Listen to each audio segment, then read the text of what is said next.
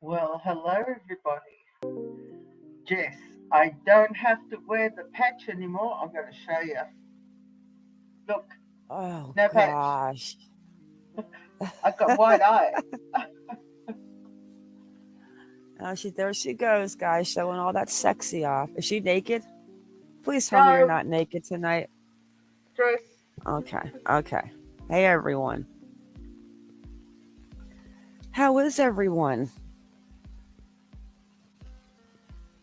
You How crazy, are you you lot. guys?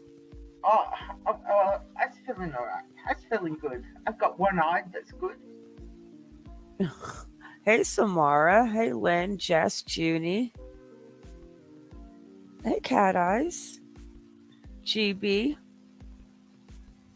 Guys, let me give everyone some advice, okay? I know you guys are smart in here, but please, whatever you guys do from here on out, do not ever send a nude picture. And if you're going to send a nude picture, do not send one with your face on it.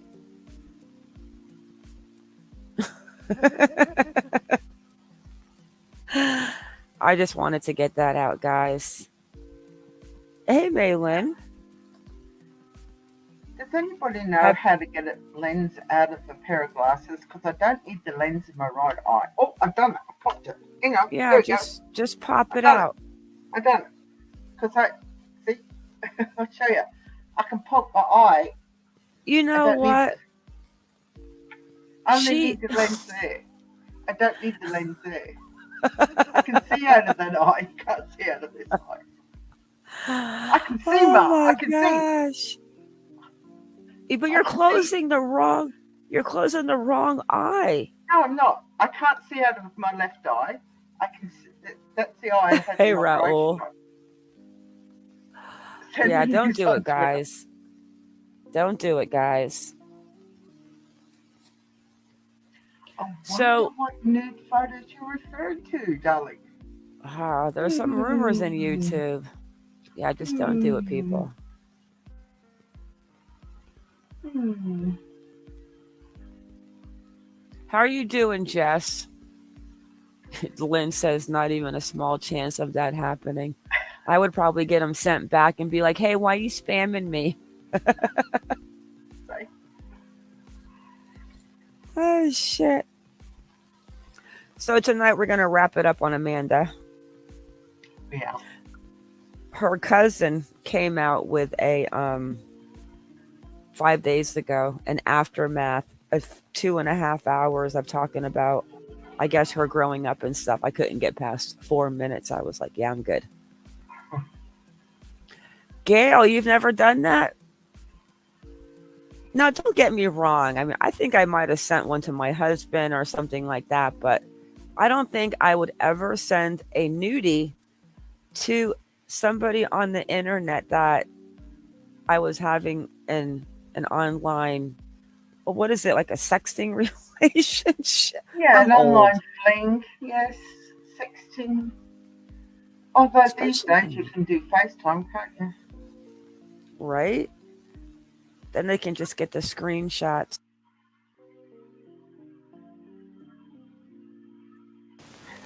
I pray for the girl that those pictures don't get out because she's probably going to end up like on the back page and stuff where I've seen about 15 other creators end up. But on that note,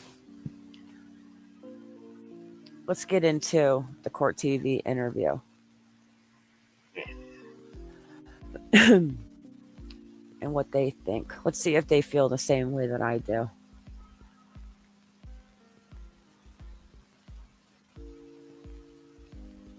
It's nice to be able to read chat with one eye. You know what, guys? If 1 second, let me mute.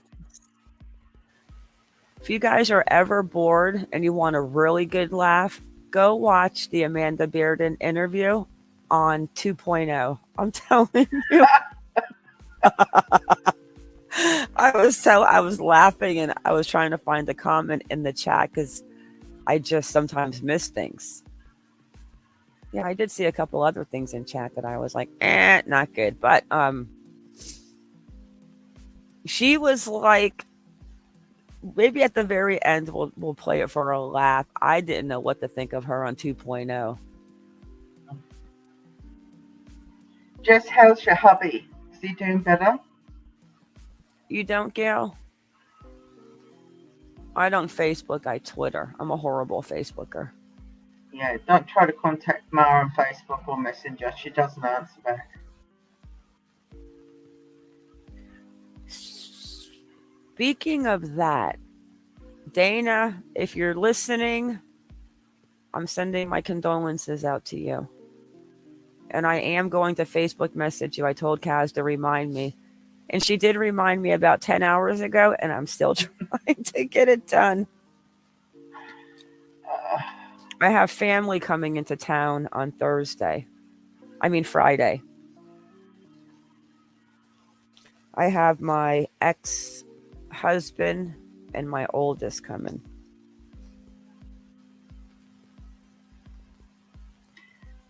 What's 2.0, Gail? We'll show you at the end. We'll watch 5 minutes of Amanda on speed. 2.0 on speed. That's a good laugh.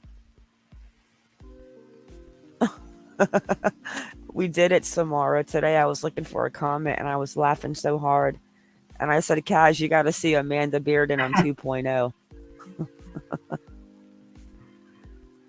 It's okay, Gail. All right. Kaz, can you remind me of something else? Oh, what am I going to remind you of this time, darling? To drop the Court TV. Yes, into my description. Yes. Thank you, babe. All right, I just dropped it into chat. Samara, well, you know, I don't have you to remind me of things that much anymore. Samara, I'd be okay. Then it would be like, if you're reminding me, who's reminding you? Because I write them down, you see. I've got on a notepad right beside my computer, remind Ma to. I don't know what I would do without my Kazaroo. Oh, crap. Is that the sexy lawn man? Nah, he's not been here since. I think we scared him away. All right. Let's go, guys. Gonna put it on 1 point. See, Gail, I'm moving the speed up to 1.25. But to best is Amanda on 2. Oh, that's a car driving by. Yeah. All right. Here we go. This is video of Debbie Collier inside a Family Dollar store in Georgia at around 3 o'clock on a Saturday afternoon. She's purchasing a red tote, a blue tarp, a poncho, paper towels, and a torch lighter. After leaving the store, her daughter Amanda received a Venmo for over $2,000, which included a cryptic message from her mom. They are not going to let me go. Love you. There is a key to the house in the blue flower pot by the door.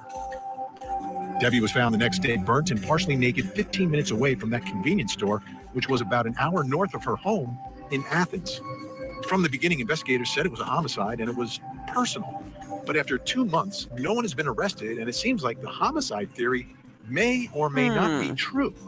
And now Debbie's daughter, Amanda, the one who received that Venmo and that strange message, is speaking out publicly for the first time, answering questions on the Crime on the Record podcast hosted by a relative of hers. Right, in the Samara. podcast, Amanda says she's been cleared by investigators and her mom died by suicide. Tonight, we'll take a look at that podcast with our own investigators and our own experts. I'm so excited. It's like movie night.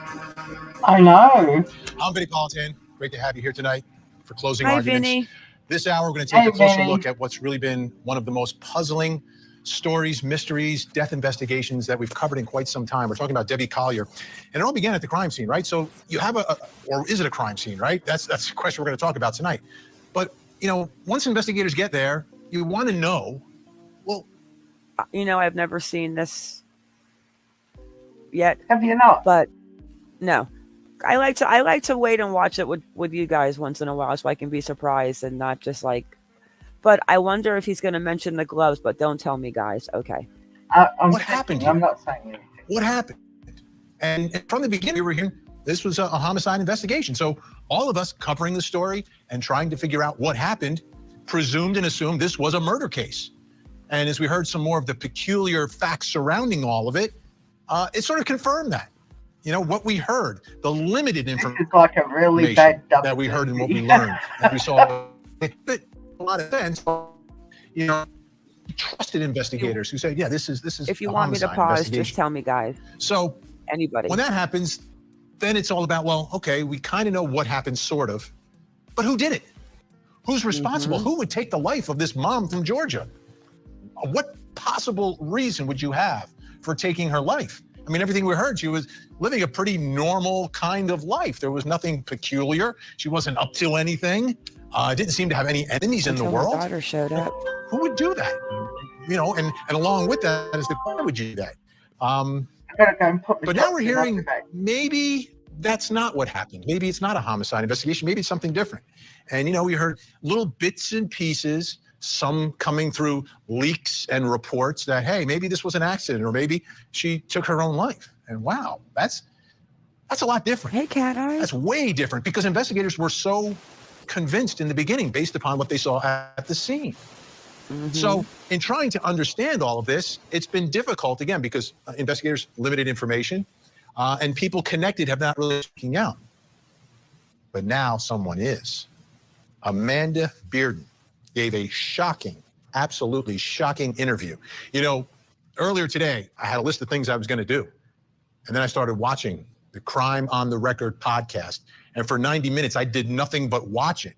This interview was revealing. I mean, you watch the thing at the end of it, I was like, Amanda Bearden, this life that she has led and who she is, you get a much clearer picture of her.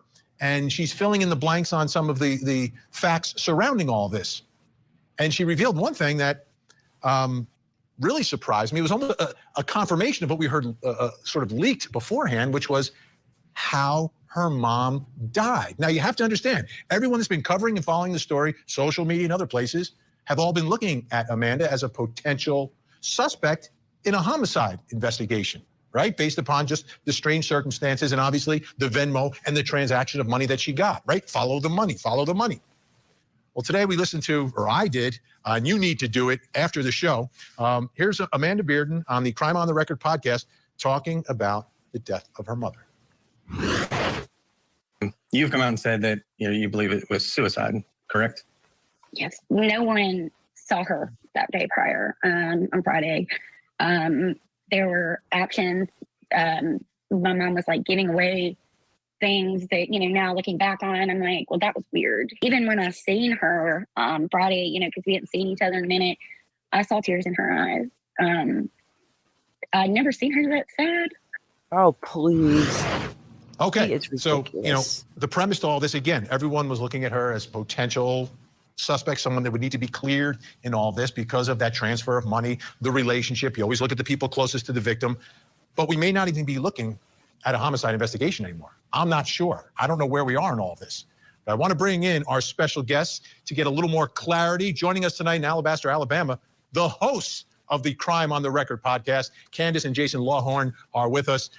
Jason, Candace, great to see you tonight. Thanks so much. But you owe me 90 minutes of my life because I was watching that interview and doing nothing else. Can you start and give me a little background about the podcast and about any connection that you have to the family here?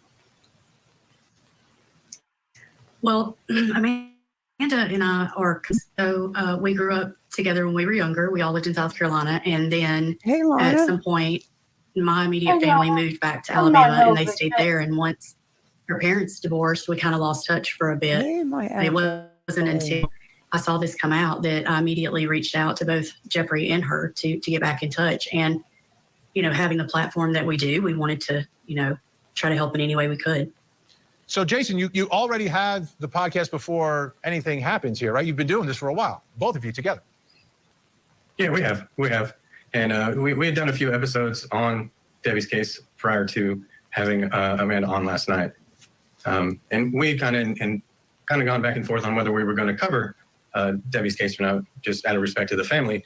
But we just felt like there was not so much trying to prove innocence or guilt, but just providing a different perspective on looking at Amanda, because everybody sees her as a suspect instead of a person. And we don't have all the facts, and we just felt like it was important to, at least have people see her as a person. So that's why we chose to do it. See her mission as accomplished. a person. I'm telling you, I feel like I know so much more about her. You know, we cover it from the outside looking in. People, you know, for obvious reasons, don't necessarily want to come on television and talk about things like this. But the atmosphere, the tone, and everything in that podcast made it very revealing. And Candace, you're not just a podcaster, you're a therapist as well? I am, yes, I'm a psychotherapist. Well, I mean, that explains a lot of the way the whole thing happened. Your perspective, you know about the story going in. That's why the looks on their face when they were interviewing Amanda was absolutely priceless. I do not think that he thinks for 1 minute that she is not somehow involved or knows or something. I mean, yeah, I don't think he 100% believes she's innocent. Yeah, I'm not saying he thinks that he did it, because I'm still trying to give her the benefit of the doubt that she could never do that to her mother. But then you have to think, like, who it's not a stranger. She didn't say to my friend. I think it was Debbie in the video. I don't know why Jeffrey doesn't think so, but if a stranger was telling me that it was my mom in that video, and then their kid is saying, no, that's not my mom. Like, you know, this is their mom. Like, you have to know your mom's mannerisms. Could have been the way she held the cell phone. Could have been the way that door opened and she caught it with her hip, you know, or the way she slung the keys into the hand. Yeah. But he would know, right? I mean, the only thing to me is the hair. The hair is the same length, kind of, the same color, but the texture is so different in the Family Dollar. It looks like a fluffy, permed tease look, and Debbie seemed to have more of that straight, full look. Yeah, it's very frizzy. Exactly. We spoke about that, Maylin. Like, yeah, she never wore shorts. And that's what Jeffrey said. He'd never seen his mother in his entire life, as far as he could recollect her ever wearing shorts. And that's like I said the other day, that's a big statement to put out there. But it's not Amanda. So, and it's not the MMA boy, because if he was dressed as a woman, which I'm just making, you know, an observation, of course it's not that, but it was definitely a woman. Oh yeah, you can tell by the neck. The neck's a giveaway. Mm-hmm. Absolutely. And at one point in that video, we'll go back and look. You see when she first comes into the door and she's looking down at her phone for a split second. I'll actually try to catch a screenshot. You can see the wedding ring on her left finger. Yes, you can. Lana says, my benefit of the doubt ran out a long time ago. I just don't think that she went out there to even have alone time. I mean, if you were going to have alone time, why would you drive, 70 miles to a Family Dollar to buy items that you had in your garage just to turn around to go 20 miles to pull over and what? It wasn't like there was a barbecue pit there or anything, but there was a lot of pair of gloves. Let's go. But as you're speaking with Amanda for 90 minutes, what sort of unexpected moments occurred? What surprised you a little bit? I think for us, the biggest shocker was to see the way she felt about the police. I mean, because of seeing so much of the coverage from Jeffrey and how harsh he has been towards the police, we were kind of taken aback that she was so impressed with the police officers that she has dealt with. That was interesting, right? And it seemed like she had a lot of contact with police, Jason, that she was kind of in communication. We've heard some of those, the calls that were made, that were released, the calls to police, but she was having seemingly an ongoing conversation. Yeah, that is what she revealed to us, because we were kind of curious about that as well.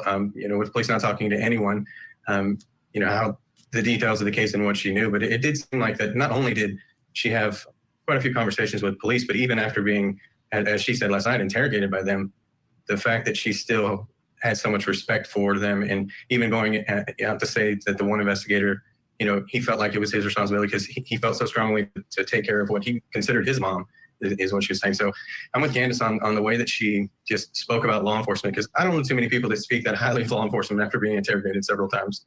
Not at all. And I mean, you think about it, okay, they're investigating the death of your mother and they're interrogating you. So I was like, wait a minute, it's my mom. And you can understand how things go. And it usually does go that way.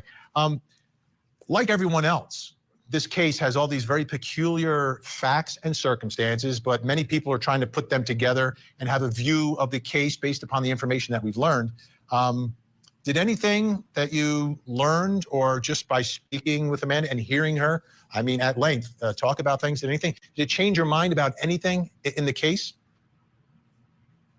I don't think so. I think that, starting out, we did not have a conclusion to this. I mean, we just wanted to provide, just like in a trial, you can't have the prosecution and then just go to the jury. I mean, you need the defense as well. And I felt like her having both sides would be a good thing, but we still had not come to any conclusion. And recently, after hearing, that the police had informed her she's been cleared, and then talking to her last night and hearing about these conversations with the police, I mean, we've kind of been in her corner that, she has been cleared for quite a while now. Yeah, and I will be honest, like I said on the podcast last night, when we first found out about this, we first heard about the case, I thought she did it. Like I was on that side of it.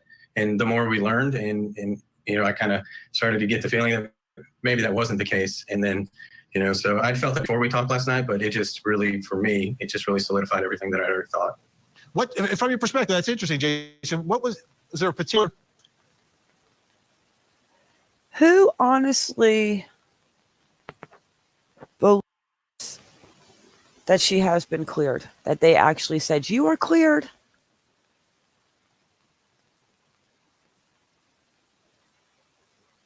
Do you believe that, Kaz, that they actually said, yeah, you're cleared?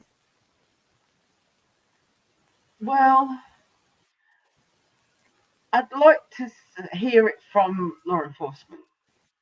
Personally, I'd like to hear them do a press conference and say that Amanda and Andrew are no longer suspects in the death of Debbie Collier before I say I believe her, because you can't take, it's like saying I've had a polygraph test done and I've been cleared. You shouldn't take my word for it. You should hear it from, somebody of authority. I mean, I could tell you the earth is square and it's really round, so to speak. I'll wait until they do that press conference before I believe that. Yeah, me too. I don't believe that. I think that Amanda's in the mix of everything. And the way she spoke about the people coming to the memorial and not knowing the day, and her brother, yeah, she's definitely, in my opinion, the bad seed. But I think it might be because of the drugs, because she was really pretty before she started looking strung out. Hey, Lilac. No, let me answer. I don't know, Maylin, about the gloves, but I don't think so. We'll show the picture again from the whole entire crime scene. Kaz will show it. There's 3 gloves, a light blue pair and 1 dark blue pair. I have never seen crime scene photos of gloves. And the dark blue single one, if you zoom in, it actually has ash on top of the glove. So how would the EMT, it's like just lying there like it was there when the fire was going. We don't know categorically when those photos were taken. I mean, they just appeared in a newspaper article. They could have been taken by the press. We don't know. Yeah, we don't but we'll actually have the metadata of when those photographs were taken. You're correct, but we can still show the gloves because the blue single glove was there before the fire was started because it has fresh ash on top of the glove. But it rained, so that's why it had to have been before it rained, because that ash wouldn't have stayed on the glove. Hey, Tuesday. Yes. Hey, Marion. Hey, Chisme. Chisme, baby. Sweet Caroline, I agree with you on that, because that is true. Nobody's been Jennifer. cleared, because the coroner's report, autopsy report hasn't come out yet, nor has the toxicology blah blah blah report hasn't come out yet. Hey, Jennifer. Well, I did, Kaz. I called Habersham and I left a message because, of course, the detectives never answer the phone. But they haven't called me back yet. But I did leave a message with one of the detectives on the case. But I didn't leave them in the message that I was curious about the gloves. I just said that I had a couple of questions that I was concerned about with some pictures that I saw. So, okay, let's go, because I do want to watch a little bit of that lady, not the whole thing, but a little bit of the lady after this that you sent. What's her name again? Crazy crime chick. Yes. Okay, here we go. Fact, and then piece of course of evidence, we'll check scenario, timeline. What was it that sort of changed your mind a little bit? They're like, hey, wait a minute, this is something else. Hey, Jenny Star. Yeah, I don't know if there was one specific thing I could say this is what it was, but I listened to the 911 calls several times, and I thought either she was an amazing actress or this had to be legitimate. And then an amazing actress, her not coming out and just trying to defend herself over and over again, like most people would have. And she took an active role in trying to assist the police. I know there are times when suspects want to be close to the investigation so they can try and figure out what's going on, but it was like she was almost doing her own in conjunction with law enforcement. So, and then just the conversations that we've had with her, or actually my wife has had with her, it really kind of just hit home. And then that emotion last night, like there's no way you fake that. Like that emotion, just that raw emotion she had last night when she was talking about her mom, and she was willing to talk about the things that everybody has questions about. More like raw guilt. Yeah, and for folks who, again, wait till after the show, but then you're going to take a look at it. You were putting out the questions that were coming from social media, and we know everyone's been talking about this case and wondering. But what questions do you still have about that day and the death of Debbie Collier? Sadly, I think the questions that we have are probably questions that I don't know anyone will ever get an answer to. But even as a therapist, I see that with people that die by suicide. When someone gets to that point, they're not always thinking rationally. Wait. And they make decisions. And I think it's hard for a lot of people. Wait. Okay, so this is them, Kaz, coming in right after the crime scene. Look at, there's the gloves. Mm-hmm. Go slow. There's Change the blue. the slow, darling. Change the speed. Huh? Change the speed. Slow it down so as it's coming in. I'll go back. Yeah, look at, there is the glove. Here we go. Coming from oh God! Oh no! Just turn the volume off. Who are you yelling at, lady? Don't make me come over there to Queensland and poke you in the eye. I'm going to poke you in the good eye. Oh, look. That's mean. So the glove was there. There's no, have you guys ever seen a crime scene or anyone walking through after and seeing, and this was before the rain? Well, this is news crew. This is news crew walking through. I understand that. But what I'm going to say too is that there's no way that a cop or an EMT or a crime scener is going to leave gloves at the scene.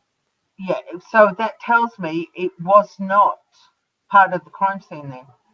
It tells me that it was part of the crime scene. No. I think that somebody was wearing those gloves that did what they did to her. Sweetheart, no. The opposite. Yes. They would not have left those sitting there. That is the press walking through there. I don't care if it's Santa Claus walking through there. The gloves are in the area where Debbie was found.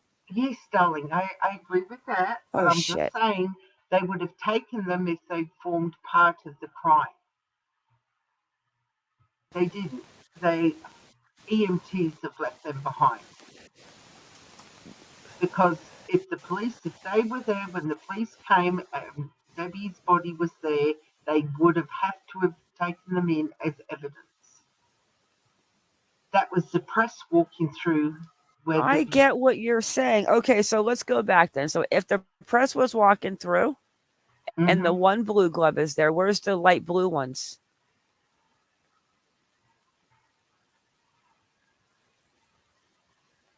Where's the light blue gloves?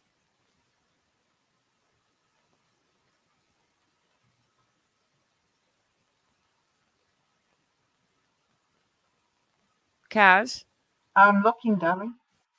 I'm looking with my one good eye. I don't see the light blue ones then. I see the one dark blue one right there, and we'll show those pictures after this interview, but I do see the dark blue ones. Yeah, because I couldn't see the light blue one in the picture either. Oh, I can because the crime scene people probably took them. Probably.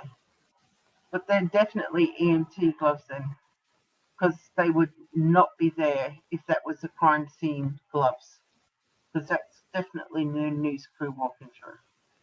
Yeah, well, this one is left here, but I do not see, and there's the burnt paper. Yeah. I'm surprised that they didn't take that as evidence as well. Oh, maybe not. That's a rock, actually. I don't think that's paper. Yeah, that's a rock, I think. But look there's the blue one. Those light blue gloves are gone. There's two blue gloves there, yeah.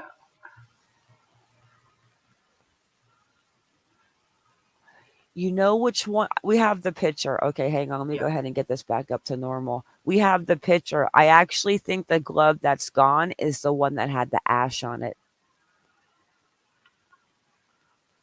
We'll figure it out, though, with the picture. Let's go ahead and... At 98 Central on court. Jury find the defendant guilty. Oh. Meet Litter Robot, the self-cleaning automatic litter box for cats. The Christmas it parade nut job. Darrell Brooks, representing himself, is set to learn his fate. And you'll see it all right here on Court TV. The Deadly Parade, Crash sentencing. Live coverage Tuesday on 0095. Jeez.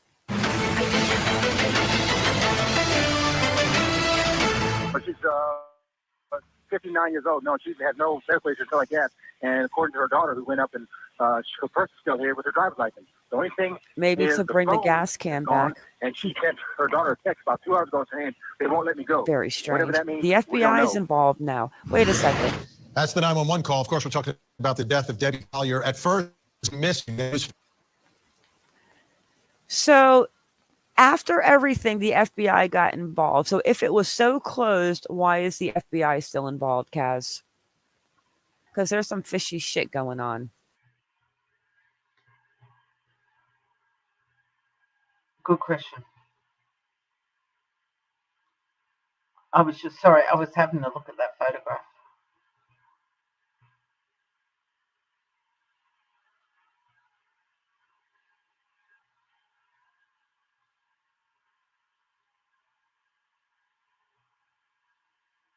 Mars muted herself. What have you muted yourself, Mark? Don't you want to talk to me? I was letting you finish talk. Yeah, I just. But what was I going to say? Photograph again. Yeah, we will after this video because there was 3 gloves. There was a set of like a dark blue or a light blue, and then one darker blue or one light blue. One set had no debris on them, but the gloves that seemed to be missing, I think, were the gloves with the debris. But we'll look after this video and we'll figure out. We'll pull up the crime scene picture. I mean, the picture that you sent, Kaz, and then we'll pull up the 2 sets of gloves and we'll figure out which gloves are missing. Okay. I gotta go potty again. I drank like 3 gallons of water because, well, we got snow. I tried to get out of my driveway like 4 times today. I literally have an ice skating rink at the end of my driveway. I did a full 360 donut today and stayed in my driveway. I was like, man, that was epic. Found dead in the woods. Started as a homicide investigation, and we're hearing now it may not be that. It could end up being a death by suicide. Amanda Bearden is Debbie Collier's daughter. She spoke on the Crime on the Record podcast, revealing interview. Here's part of it. Well, first of all, I was in a complete state of terror, anger. I mean, I was a basket case because I didn't know what to think. I started calling Steve over and over and over again. I finally got in touch with him while I was on. I actually went over to my mom's house because, I mean, what I had just read, I didn't want to believe. And of course, reacting to that very cryptic Venmo message and money as well. Let's bring back in Candace and Jason Lawhorn. They are the hosts of the Crime on the Record podcast. Okay, that's always been the thing that I think for everyone, when they first hear about the story, it's the Venmo transfer and the cryptic message. What did Amanda have? Did she have any idea? Did she understand what it was about? She did not. And I think that's been very hard for people to understand because they assume she'd have every indication when Debbie said that meant she would know who they were. And I think that's part of the reason that she was so caught off guard and confused. And the part of that got her so panicked because she was like, what in the world? I don't understand what she's even saying here. And how about the money, Jason? A lot of people have been talking about the money. A lot of investigators that I speak to, when they're investigating a crime, a lot of times they say, follow the money. Well, the money leads to her. Yeah, it does. And she explained on the show last night that they did freeze her accounts. And then they looked at it, whether it be Habersham County, the GBI, the FBI, they looked at it, saw there was nothing criminal that they could see, and they released it back to her. So she currently has the money. She hasn't spent any of it. But for us, I think it's kind of telling that they returned it. I mean, I've never seen where, if there's something that's evidence in a case, that they're going to return it to a suspect. And if it's the proceeds of a crime, you wouldn't either, right? Because a lot of people are wondering, did she Venmo herself? Did she have access to the account? All of that. Let's take a listen to another piece of the interview here. And again, talking about something that you mentioned, which is that relationship. And it's really two relationships. The relationship of the family with police and the relationship of the family to one another. Let's take a listen. Yes. Well, throughout of this, I've had family members, they didn't understand why no one was speaking to them. Well, maybe it was because I didn't harass them. Maybe, even, I'm not going to say they had their opinions of me in the beginning, but I wasn't worried about it. I knew that the truth was going to come out. And I told them, I said, y'all going to end up apologizing to me. Oh, fun, Lilac.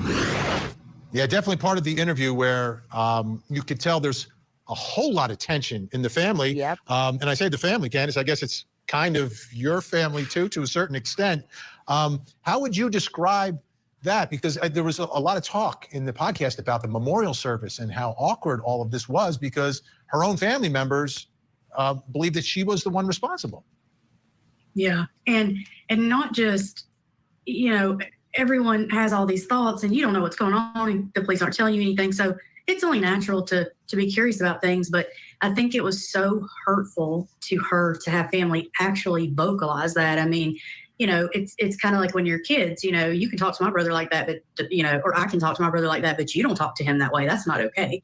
And I think that was the way she expected to be treated by family. Like, look, the world may think this, but your family, you should be standing by my side. And when they didn't do that, I think that was heartbreaking for her. I would love to find now, out we what had happened with her and brother, Jeffrey, on the show, and he talked about his relationship with law enforcement as well. And it seems much different. The lady is her cousin. So part of my complaint was during the phone call that I had with the sheriff, Mr. Joey Terrell, I was expressing some concerns for the way in which communication has occurred during the investigation, which, I want people to know I'm trying to be very realistic here. And I understand that, you're not always going to be privy to everything. But I was trying to express some of the concerns about the way in which information was being released, some leaks of information that was being given out to the public before the family, based on some reporting and some reporters that I've talked to who said that they got it from law enforcement. And I also wanted to address, what steps have been taken by his office, and then if any, and then what steps could be taken. You know what? I never heard that before, Kaz. Did you?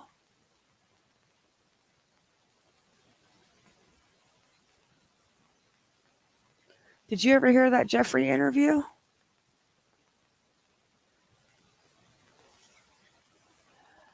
So, yes, Gail. Jeffrey, the one speaking right now, is Amanda's brother. Those are Deborah Collier's children.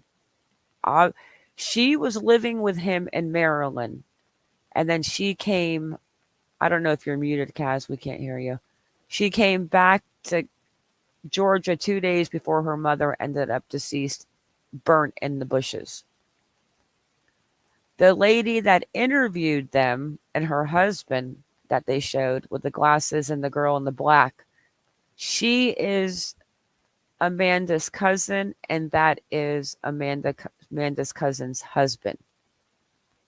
Kaz, are you here? She probably left us. Okay, let's go. So, Jason, Jeffrey was really describing a lot of tension between him and law enforcement, and that communication, lack of communication at times. Candace has a completely different relationship, seemingly. Jeffrey really didn't talk about his sister, but Amanda did talk about her brother during your podcast. How would you describe from that interview where you think their relationship is at this point, where they both have suffered this incredible loss of their mom? I mean, I guess you could infer that it's not great. But during the podcast, there was a reason we didn't go into their relationship. And the reason being, I'm going to the store tomorrow and I'm going to buy a torch lighter, and I'm going to see about like not burning myself, but I'm going to say about like burning like just like a piece of dry wood to see if it like burns, or it like just like kind of like is like a blowtorch where it just burns like a hole. It won't even burn a hole in it though.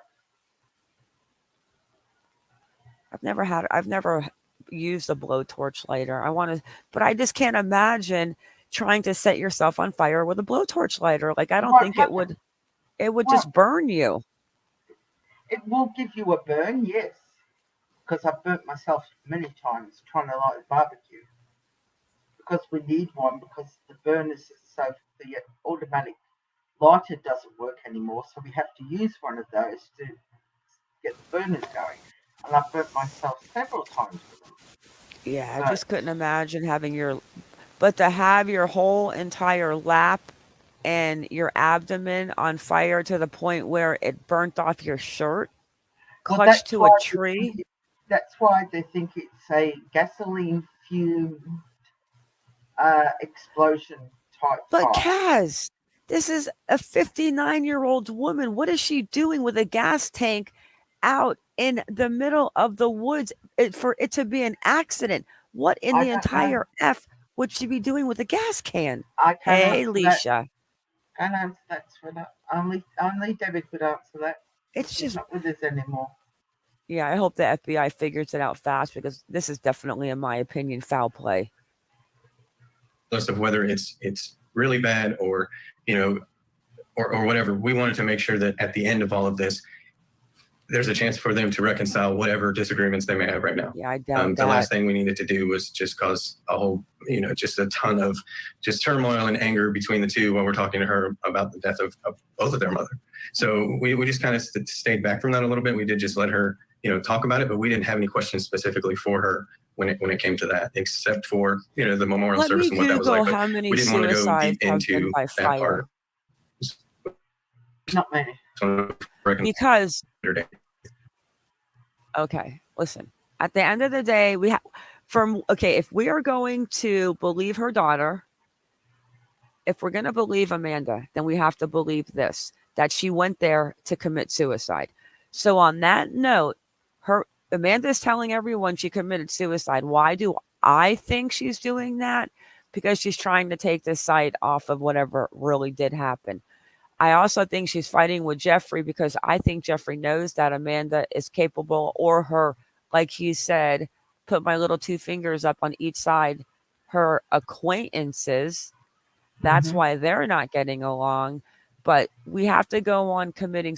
So she drove 70 miles to go buy items to do what she was going to do, turn around after she passes about 10 of them.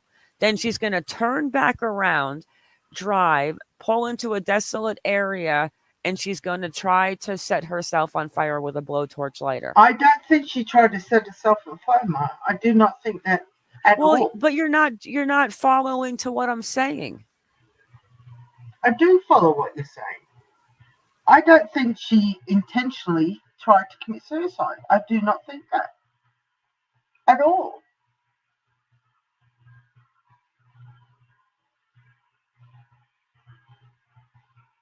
I don't think it was an intentional suicide. I disagree with Amanda on that.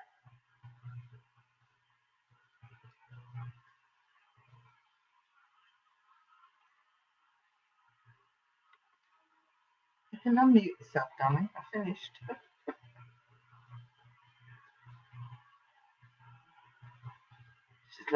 She's left me alone. I could take over the channel if she doesn't be careful. No. But you have to stay on point. We're not on the fact that you think it's an accident. We are going on what her daughter is telling us. This was a suicide. She's convinced. And I disagree. Well, you can't, but we're not going to agree with that. We have to go right now with Amanda. So you're disagreeing? No effing way that she goes out there and does all that to commit. So Amanda's lying about thinking her mom committed suicide, because we know damn well that Amanda does not think that her mom committed suicide. And if she was going to, I seriously doubt she would have done it like that. Considering her back problem, she probably had a bottle of Percocets or Oxys or pain pills that she could have just went out in her sleep and left a note to her husband and Jeffrey and her daughter. I do not believe in any shape or form that what Amanda's saying, that she went out there and set herself on fire to commit suicide. No way in God's earth. Exactly. Let's continue and get through this a little bit, because I do want to listen to that one a little bit, because I breezed through it when I used the little girls' room, and there's very interesting points in there, and I totally agree with her. If that's what they do. Yeah, absolutely. And I got that vibe from both of you in the way you were extremely thoughtful in the way you did this interview, which wasn't an easy interview. But Candace, she was the one that seemed to be volunteering some of that information. I left Habersham a like message. she wanted to get it off her chest, because and I don't know why, but she would from time to time say, "I'm going to put this out there," right? And every time she would preface something by saying, "I'm going to put this out there," it was a doozy. Cass, it was do you like, guys wow. and the guys in chat, do you think that Vinny believes really Amanda? impacted her, how tough all of this has been. And one of those things was relative to her brother. So what are your thoughts about where she is right now? Kind of like mentally and everything else in her life. You lose your mom, people are pointing the finger at you. Your own family members are suspicious of you. Where do you think she is right now? I think she's starting to get to a better place. I mean, she's, Oh, hush. Chisme, the money transfer and the incident are connected in some way. Well, Amanda shows up in town. Amanda has a drug problem. I don't care what she says. I truly believe that she's still using. I think she might have been high in the interview the other night to get through it. But she shows up from Maryland, where she was living with her brother, Jeffrey. Now, they're not getting along. Jeffrey thinks that... She wasn't living with the brother, babe. Well, for a while she was. No, she always had her own apartment. Yeah, but she stayed over at Jeffrey's for a while. Jeffrey says this. And there was nothing but problems with Amanda. Or maybe when she came to visit. I could be wrong on that. There was always issues or drama or a problem. But the Venmo was sent out the day that Debbie... The Venmo was basically sent out probably 15, 20 to 30 minutes before she ended up deceased in the woods. Yeah. I believe Chisme said that she thinks the message was code on drugs, since key is a slang for kilo. Drug deal gone bad. No, I think the blue flower pot with the key underneath it was sent because I think it was sent from Debbie's phone, but I think Amanda sent it, in my personal opinion. I think that was so she could get back to the house, something with the driver's license and the credit card, and put something back in the house, and to be in there so that if Steve got there first, or she was there first, before Steve got there, that would have given her a reason to be in the house, because I don't think Steve liked Amanda at all. That's my personal opinion, though. I think that was the cryptic message sent. And I think she got her mom, or whoever got her up there, I think she was going to rescue Amanda. And that's why she didn't tell Steven, because I don't think Steven likes Amanda. But those are my personal opinions. And I want to hear what you guys think, because I love what everyone else thinks. I don't want to think like everyone else. I like to talk about stuff and not fight about it like, well, if you think that Donald Wells did not kill Summer, then I just don't like you anymore. It's like, how old are you? I think it has people thinking that she has just, she's strung out even right now on her couch, and that is not the case. Oh, yes, it she is. did discuss some of that with us, and she has been sober for a while. She has gotten medicated for any mental health struggles she has. She has a very good job. She's working every day. I think that she's really, really trying to get back on track. Oh, boy. But it's been so hard with trying to grieve during all of this. So we were really hoping that last night would, if nothing else, give her some kind of closure to start that process. Well, I've posted the link on my Facebook page so people can go there. It's Crime on the Record. You absolutely need to watch all 90 minutes of this. Candace and Jason, again, incredible work, really. And again, I'm not overselling this, folks. It's like it was so incredibly revealing and real in a story that we've been following here for quite some time from a different place. This puts you into the middle of all of it. So we appreciate your time tonight. Thanks so much. Thank you for having us. Thank you. All right, folks, when we come back, what we're going to do is we're going to bring in some of our experts, get some reaction. Okay, so do you feel, who thinks that Amanda is still using drugs? Well, you can't judge by what you're seeing on there, because her bipolar drugs can make you feel, can give that the impression that she might be a little bit hairy-fairy, sweetheart. So you can't say she's using by going off that interview. And I'm saying that because I know from my own experiences. I believe she's on drugs too. Now here's where she explains the text message. That in my text read the way that it read was because she knew that I battled with mental health, some pretty serious mental health issues myself, and I think maybe she just said those things to make maybe the acceptance of it easier. That's Amanda Bearden. What?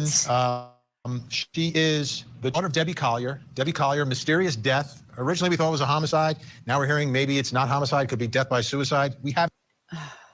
Okay, so they won't let me go. I love you. The key is under the blue flower pot to get in the house. They won't let me go. So what, did Debbie have like little voices in her head? I don't think so. I think Amanda is full of duty. Well, see, you don't know what a bipolar person is like, sweetheart. I know. I know. But I just feel, I mean, 2 days after she shows up and the money for the Venmo. I know. I think the money for the Venmo was, honestly, I agree. I think it was for drugs, but that's my opinion. I haven't heard. And I will not get mad at people who do not agree with me. But that's her daughter talking about the Venmo message that she received. It was so cryptic and what she took away from it. I want to play more of her. Again, this is from the Crime on the Record podcast. If the baby wakes up before the live's over, I want to show you guys her because, my God, she's getting big. Yeah. They were maybe in those woods 10 minutes. This part. And the police officer came back and he said, "Come here." And I knew. Yeah, I've argued with him. This is so bizarre. I even hit his bulletproof vest a few times. I'm sorry. I didn't hit him, but He was just hugging me. I do hear the snotty though in her nose. She's I was like, definitely. are you sure? Are you sure? That is real. That emotion. Yeah, she's definitely crying. You know, and he wouldn't tell me anything. I'll give her that. He just said, "Believe me, she's gone." One of the most emotional parts of that interview. So let's bring in our guests and get a little perspective on what we're talking about tonight. Joining me tonight in Jacksonville, Alabama, professor of forensics at Jacksonville State University, former senior investigator for the Fulton County Medical Examiner's Office, and the host of the Body Bags podcast. I love Joseph the guy Scott at the bottom right. Salt Lake City, Utah, private investigator podcast. Jason Jensen, who's been following every part of this case very closely. In Orlando, Florida, psychotherapist, CEO of Life Counseling Solutions, Dr. Cheney Lacey is with us. And in Londonderry, New Hampshire, former police officer, founder of the Forensic Education LLC, Michael McCutcheon is with us. Michael, I want to start with you. We just saw those clips, very emotional moment in that interview. As a body language expert, what are you seeing? What are you hearing in that very emotional part of the interview? So there are a couple of things. I like you said in the earlier segments, I did watch the whole thing. And taking it all together, not just that specific clip, because clearly she's emotional. And I believe that she's emotional. I don't believe she's acting or pretending to be emotional. But when she's describing the build up until she, to that moment that you just played, she has lots of missing information and she jumps information. It's kind of like the yada, yada, yada. And then he said this kind of thing.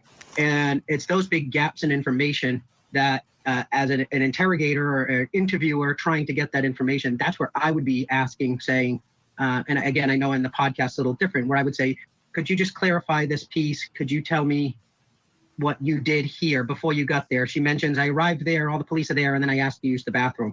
That's a little strange. Wow. I would try to have a little more detail on the descriptors of the entire incident up to. Hey, Kaz. Good point. Do you think I should be I didn't watch this. But do you remember how we kept going? Yeah, Gail, I was thinking the same thing. That's whenever I say hubba hubba, I think the person's good looking. Yeah, I think her under a cold shower now, Gail. Yeah, I like J.D. Huff. But I forgot what I was going to say now because I have hubba hubba in my mind. What were they saying? Oh, the bathroom. Do you remember how many times we replayed that? Because she's like, and I was like, that's my mama's car. That's my mama's car. And then I had to pee and I had to go a half a mile up the road to pee and come back. Yeah. And it's funny because I think I should. Weird. It's weird because now not only that, but this guy right here is touching on it. And I really didn't think. I thought it was really bizarre, but now it's like he's clarifying that I have the wrong job. Instead of being a wannabe PI and a hairdresser, barber for the last, I don't know how long, I should have been a body language doctor. I'm only kidding. I want to be a hubba hubba doctor. That moment. And when you say yada, yada, I mean, she literally said yada, yada, yada several times. Yep. She was doing that in part of the description. Joseph Scott Morgan, let me ask you about the big part of this is that she has, she's convinced that her mom died by suicide. Hang on. Yes, Lilac. When the mother was found and she was literally calling 911, asking them to track the car GPS and stuff. But when her mother's car was actually found, she said that she talked to the detective and he mentioned the campground up in that area. So she was searching for campgrounds, driving up to where she thought her mother may be, and she pulls over or something to look for campground, and she notices on her, and it was Google Maps, that there was 2 police officers nearby. Not a speed trap, not this. So she went to that area and she saw her mom's car. And she goes running up hysterically, that's my mom's car, that's my mom's car. And then she said, I really have to use the bathroom. And they told her to go to the bathroom. They said, you can't go in there.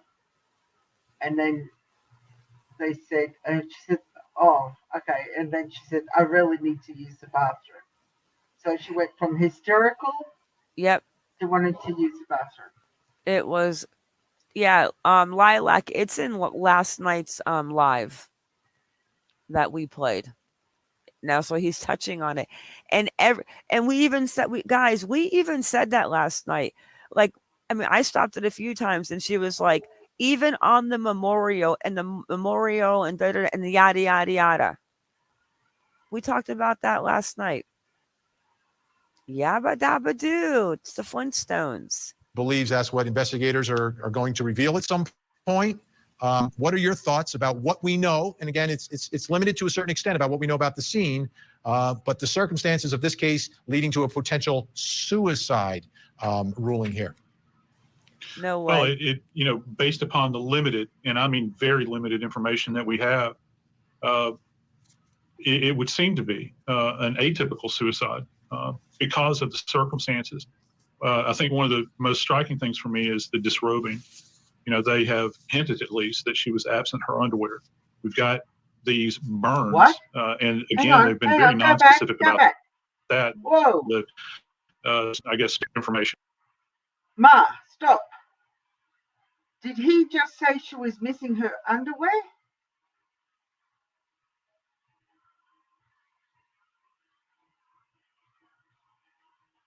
MonkieMar, please tell me I didn't just hear that. I'm trying to look at Jennifer has the greatest eyebrows. I don't know if I heard that because I think I did, but honestly, I think I blacked out because I don't want to know if I heard that because I said it from day one. The one that did this, they wanted to make it look like an essay. Jennifer, my opinion, Debbie went to go pay the boyfriend's rehab bill. Before you can pay, you have to take a tour. They wouldn't let her go. Take the tour, pay without him here. That was the Venmo. That could be, but the key under the blue flower pot is able to put Amanda in the house if Steve was to come home and wonder why she was there. Because remember what Steve said in the 911 call. She went where, Kaz? Who? When she walked in the door? She went upstairs to the bedroom.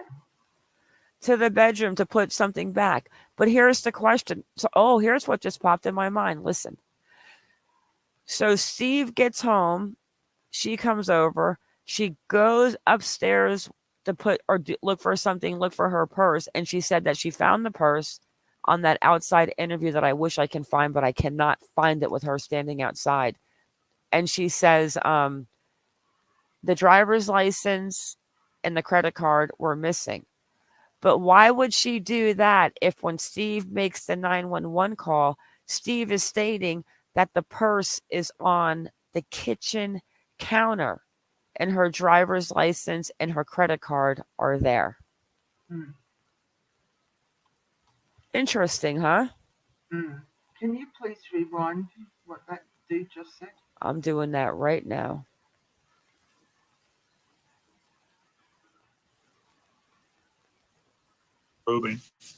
They have hinted at least that she was absent her underwear. We've got these burns. Said her mom died by suicide.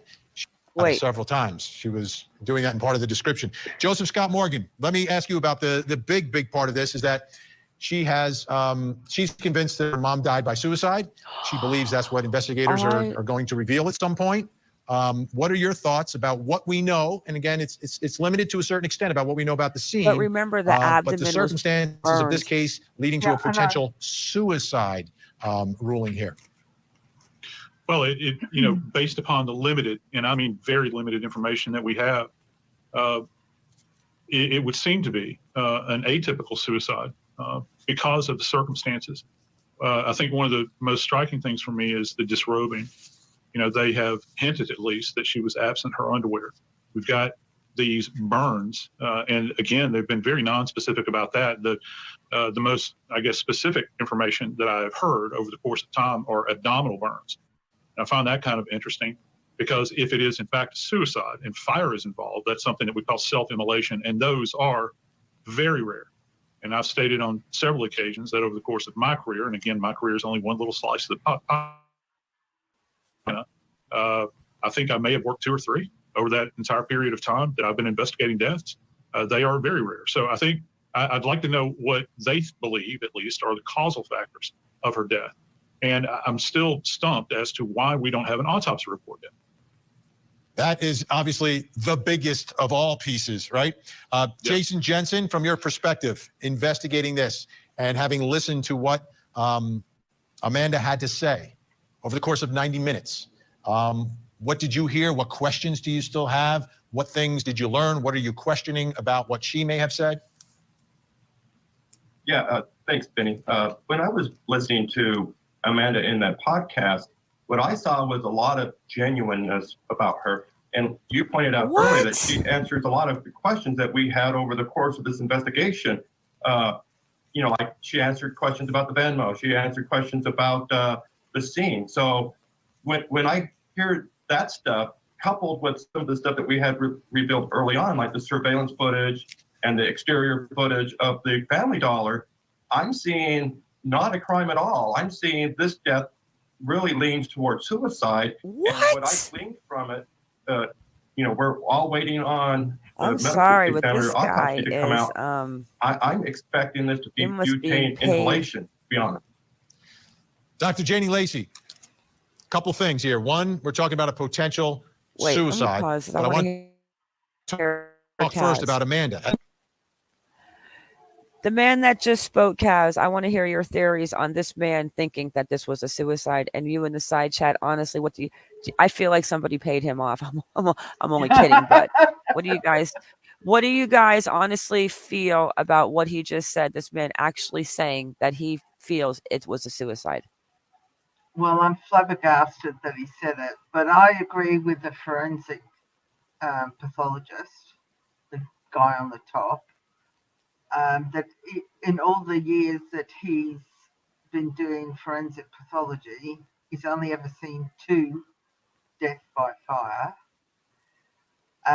What the other dude said with the goatee, could it be accidental butane inhalation? Yes, but that would be accidental butane inhalation, but he doesn't explain what the forensic pathologist said about her being partially naked, her taking off her underwear and the shorts. I mean, that's not something a Southern lady would do. That doesn't make sense.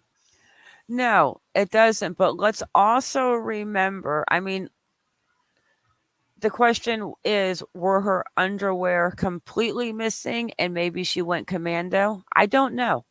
Maybe she doesn't wear underwear. But you have to also remember that her lap was burned. So were the shorts still there burned and the underwear were completely missing? Or did she not wear underwear that day? Like, I don't know if we would ever really know if she... I can't see a woman of her age going commando. I really can't. Especially a Southern woman. September said he did Kylan Schultz and Crystal Turner as well. How was his September? Can you read that? Can you see that? Is that big enough for you on the screen? Yeah. With my right eye, I can. Abstract suicide and burning is a rare condition in the developed countries. Only 0.06 of 1% of all suicides, but is more frequent in the developing countries, accounting for as many as 40% of all suicides.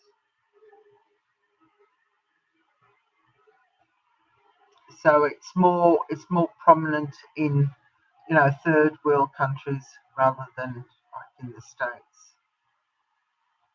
So for males, the age-adjusted suicide rate increased from 3%. Well, we know that.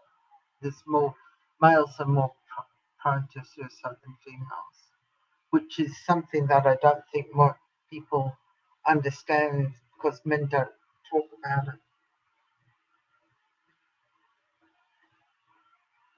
I can't read that, darling. It's too small.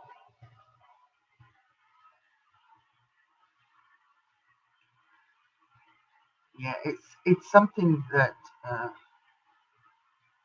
it's not very common in America or Australia or England, but something like in the Arab states they do.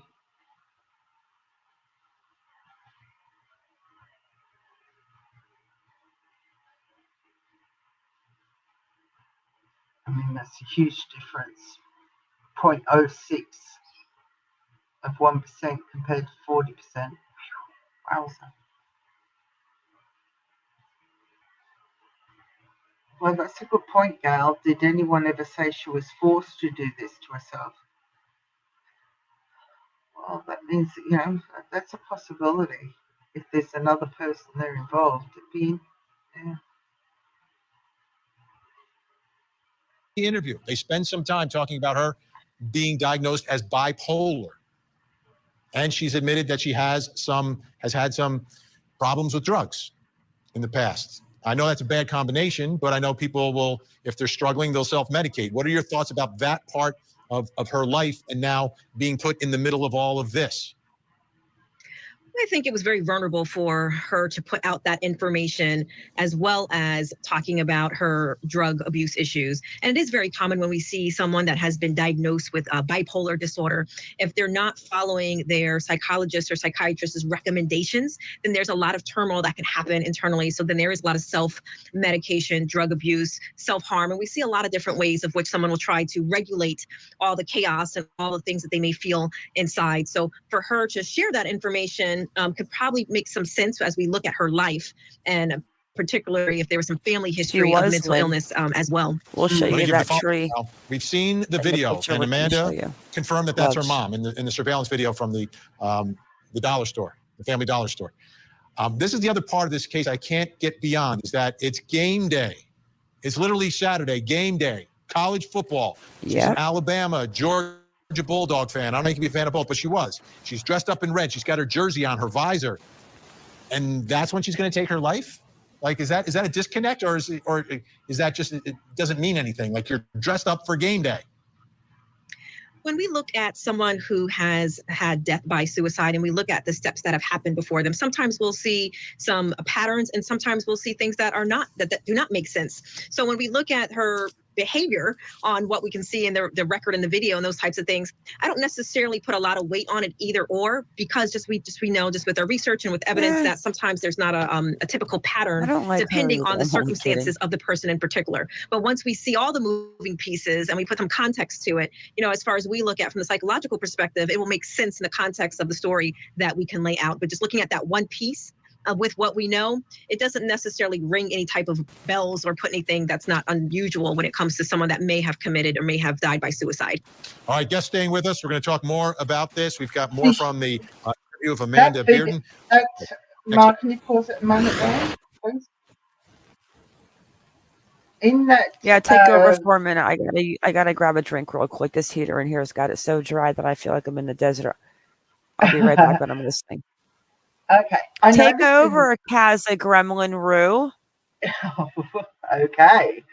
I noticed in that's an extended dollar video, family dollar video, that I've not seen it quite extended before. Like, if you notice in that, she's actually got, it's either the mobile phone or a cell phone must have a wallet, or she's got what you call a wallet. We call it a purse. You call a purse a handbag. We call it a handbag. But her purse, she's got her wallet, and she takes a card out of her wallet to pay on the machine to swipe it. So she must have multiple cards. And I can't remember in chat who said it the other day, was us Southern women have more than one credit card. So, because I always ask the question, was if a credit card, according to Steve, was at home, how the dickens did she pay for the goods that she bought at Family Dollar? Well, she must have more than one card, because she's definitely taking a card out of a wallet and paying for the goods that she purchased at the Family Dollar. So,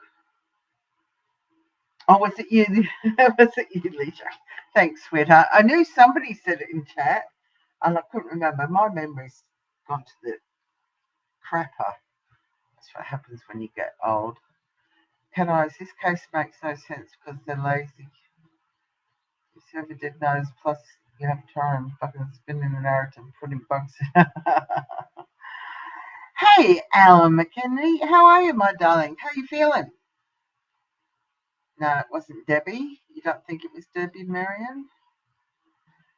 Yeah. Well, if she's like, over here you have more than one card. These days you don't just have a plain old debit card. It's a debit Visa card these days. You know, you don't just have a credit card. You have one or multiple. So, yeah, I'm pretty sure Steve didn't. She may have only had a credit card, but she may also have had a debit Visa card. Marion, you think it was Amanda? No, Amanda's body is not the same as Debbie's. I'm not old. Oh, Lisa, you. Sweetheart, I'm 65 years old, but I feel 95. I'm old, darling. I'm old. Cat's Eyes, do you know who Tyrone Biggums is? To be 100% honest, Cat Eyes, I'm going to have to say no. Please enlighten me, darling. Who is Tyrone Biggums? Because I do not know who that is. While we're waiting for Ma to go and get her cool drink. So does anybody else... Oh, thanks, Jen. Does anybody else think that is Amanda that's buying those? Because you look, if you've seen the video of Amanda talking to Andrew prior, Amanda's legs are totally different shape. I heard Mr. McHenry was in here. Hello, Mr. McHenry. 60. How do you know I'm 64, Alan? Has Ma been telling on me? I'm 60. I'm almost 65. I'll be 65. I don't tell people your age. I mean, I'm only 26. Oh, sorry. Yeah, I must have allergies. Stop lying to people. I'm 26. Oh, your nose is going to grow, woman. All right, let's get into this because I still want to touch on that one lady real fast. It's a crackhead character. All right, now Cat's Eyes, I'm going to be really naive. What the hell's the Chapel Show? You said that you're not old. Pardon? We'll turn the cam on in a second, Alan. We'll show you old. Hang on 1 second. Let's get through this. We've got about 7 minutes left. In Los Angeles, California, sitcom star from that 7. Oh, we've got sitcom star coming up now, have we? Up their case. Scientology. Oh, that's that dude that got done for.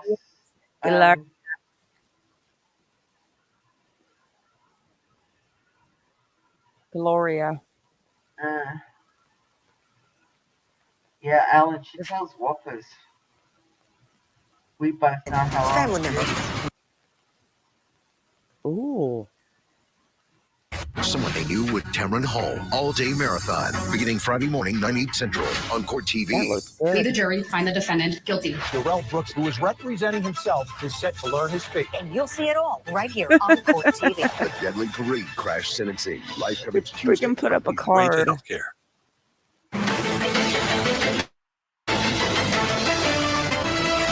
That key family member accused me of murder, and the next thing I know, I'm in a car. I know. I'm 51. Been taken away for an interrogation. They all thought I did it. They all came out and told me to my face. They think I did it. Some of them lied about it. Unbelievable moment in that podcast where Amanda Bearden's talking about going to the memorial service for her mom and family members coming up to her face, accusing her of murdering her mother. Let's bring back in our guests, Joseph Scott Morgan, Jason Jensen, Dr. Jenny Lacey, and Michael McCutcheon with us. Michael, your thoughts. Were there any indicators, you watched the entire podcast, any indicators of deceit where maybe she was saying something and kind of some things that you look for? Yep. Similar to my my point in the beginning of when she gives very specific details throughout when it doesn't really mean anything about when she's driving or if she stopped here and then if she did this, very, very specific. But then when you're getting to the points that have very specific meaning, then it disappears. That specificity disappears. The use come in. Sorry, but I'm laughing at what Alan's saying. that isn't there when she's telling what you're a long laughing part at. of her story and she's giving you a lot of information. Just highlighting and you go, okay, let's get to what you want to tell me. And then when we get to the part of the how she got there, where her mom was, and how she arrived, it's 1 minute of a 15-minute story. And I see that very deceptive, where I'm trying to overwhelm you with facts and details to try to draw your attention. Like, oh, this can't be made up because you've given me a lot of facts. Not a lot of facts about the specific thing I'm asking about, but it's a very common deceptive technique. And then the other piece I think they said it in the in one of the segments. So she said the Venmo message of they. That pronoun to me is what really just jumped out without any before or after, just referring to someone as they. You're assuming that the other person knows who you're talking about. They did something, and I'm telling you that you should know who they is. And I found that to be very peculiar. Joseph Scott Morgan, how about the family dynamics? You're at the memorial and your own family members are pointing the finger at you. Do you put any weight in that in an investigation? Well, I think that you have to, those individuals that are in your intimate circle, you're going to know more about the individuals historically, going back problems in the family and that sort of thing. So maybe there was suspicion on the part of some of the family members because of some of the familial histrionics. But I don't know how much weight I would assign to it. Again, Vinny, you're talking to a scientist. So I am going to lean more toward the science in this case because there's so much to deal with here that it's going to point us into the direction as opposed to more of the speculative side. I think there are going to be far more answers revealed in scientific testing that's going to come. Jason, were you surprised that she sat there for 90 minutes? Well, yeah, as soon as I got word that she was live on a podcast last night, I had to find it because I did not expect that to happen. Jennifer. She's been more or less, identified as a prime suspect in her mother's murder because. And actually, Jennifer, there's a rehab that is very close to that to that Family Dollar, and it's a male rehab. Cat Eyes, it's funny that you said that because we actually checked today if they did one, and they have not. No, they haven't. When they do, we'll be on it like flies on. The Venmo and the fact that she's benefiting from that. We're thinking, there's been a lot of speculation that was somebody in the back of the van, and was that them? And we over time have discussed, well, the cell phone GPS data from Amanda's phone or her boyfriend Andrew's phone or something would be revealing and identify whether or not they were in the vicinity of Debbie's van and the trip to the Family Dollar. They had a burner phone. I've been saying it from day one. So much information kind of leaned towards Amanda to begin with, and they now still you have got to have Amanda's their other side phone working, don't they? Ma, they said they were going to be they were XYZ between these times. Yeah, day one. Time. I said it was a burner phone that they used. I also think that, I still believe it. And I also think that they did use the burner phone and left the phones at home. I believe Andrew was probably out there. And if anyone did it, it probably was Andrew. And I said it from day one. And the whole tarp and the this and the clothes burned and the abdomen burned. I think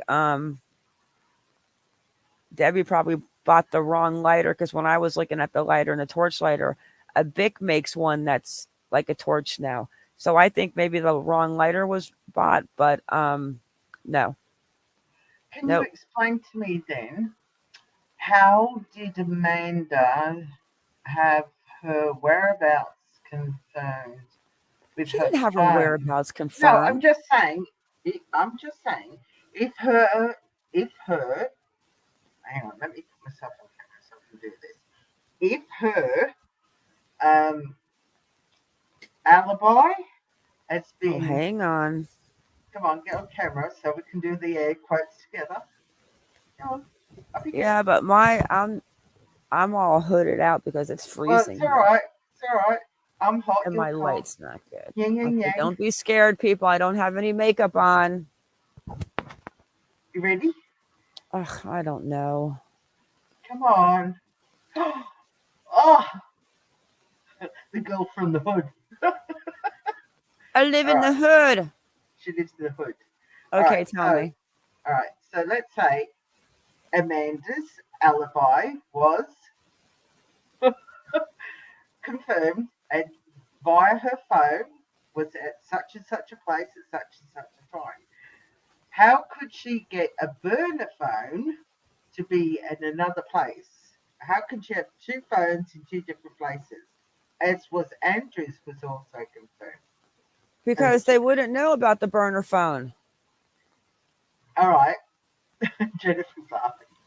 They wouldn't know about the burner phone. Oh, I know they wouldn't know about the burner phone. Okay, so her phone's at home because she's cleaning. No, she wasn't at home. She was working. She wasn't working. Andrew was working. No, she was working. Amanda was working that day. Steam cleaning, remember? Exactly. Let's go listen to the other lady. No. You're gonna see smoke come out of my ears. You know what, lady? We're coming to Australia one day, and you're in trouble. You're gonna get in first and catch me. Okay, let me find. I gotta open up Discord real quick. She really loves me, guys. I do love her. I love her to death. All right. So I went missing for a couple of hours yesterday. She was threatening to call Australian hospitals. Yeah, I almost called the hospital. I had it all set up, the calling card. I was looking for a Ross beef. Oh, this is the wrong one. Here we go. No. Kaz, I don't think you sent it. Go blimey, Charlie, woman.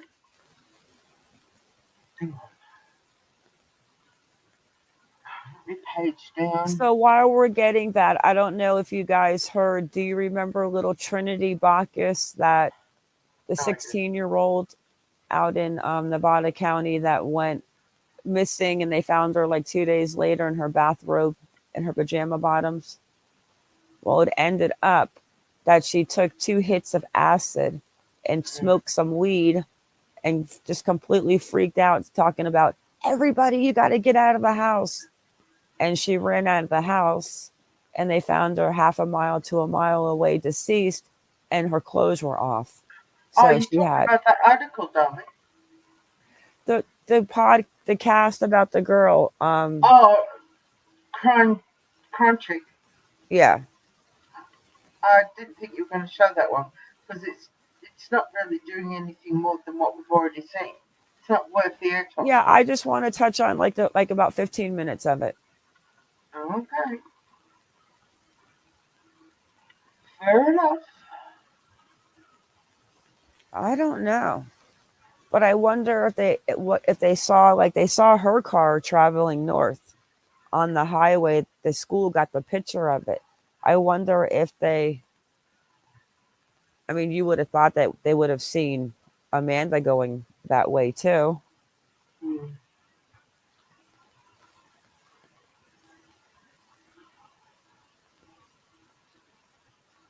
Right? Yeah.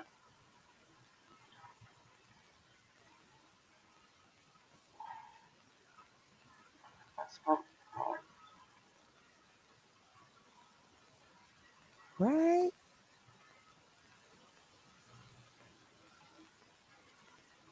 You're going mobbing, Cat Eyes? Oh. Yes, Raul. Something's going on with these 16-year-old kids. I mean, the party that Kylie was at. And I mean, this girl was having a sleepover at her aunt's house, and I guess they both dropped some acid, smoked some weed, and next thing you know, 10:30 at night, she's running out in a bathrobe, pajama bottoms, barefoot, talking about everyone get out of the house. But why did I it's all the whys. Like, why did the friend that was tripping with her leave her? Or maybe she thought that she was just going to run around out front a little bit and come back.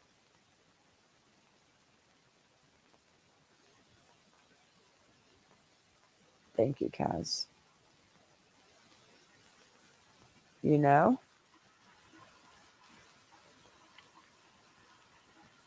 I just want to listen to a couple of minutes because this is interesting.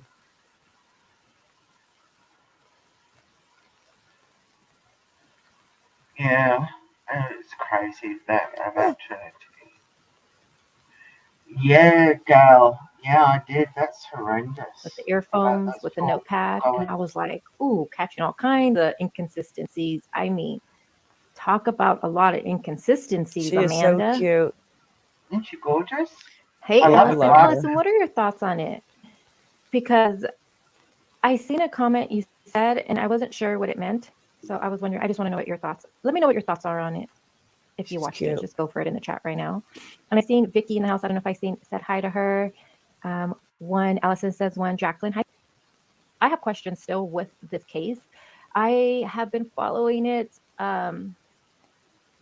Is saying one, it must be no, because he doesn't believe she did. Okay, sorry. My daughter distracts my mind. Sorry.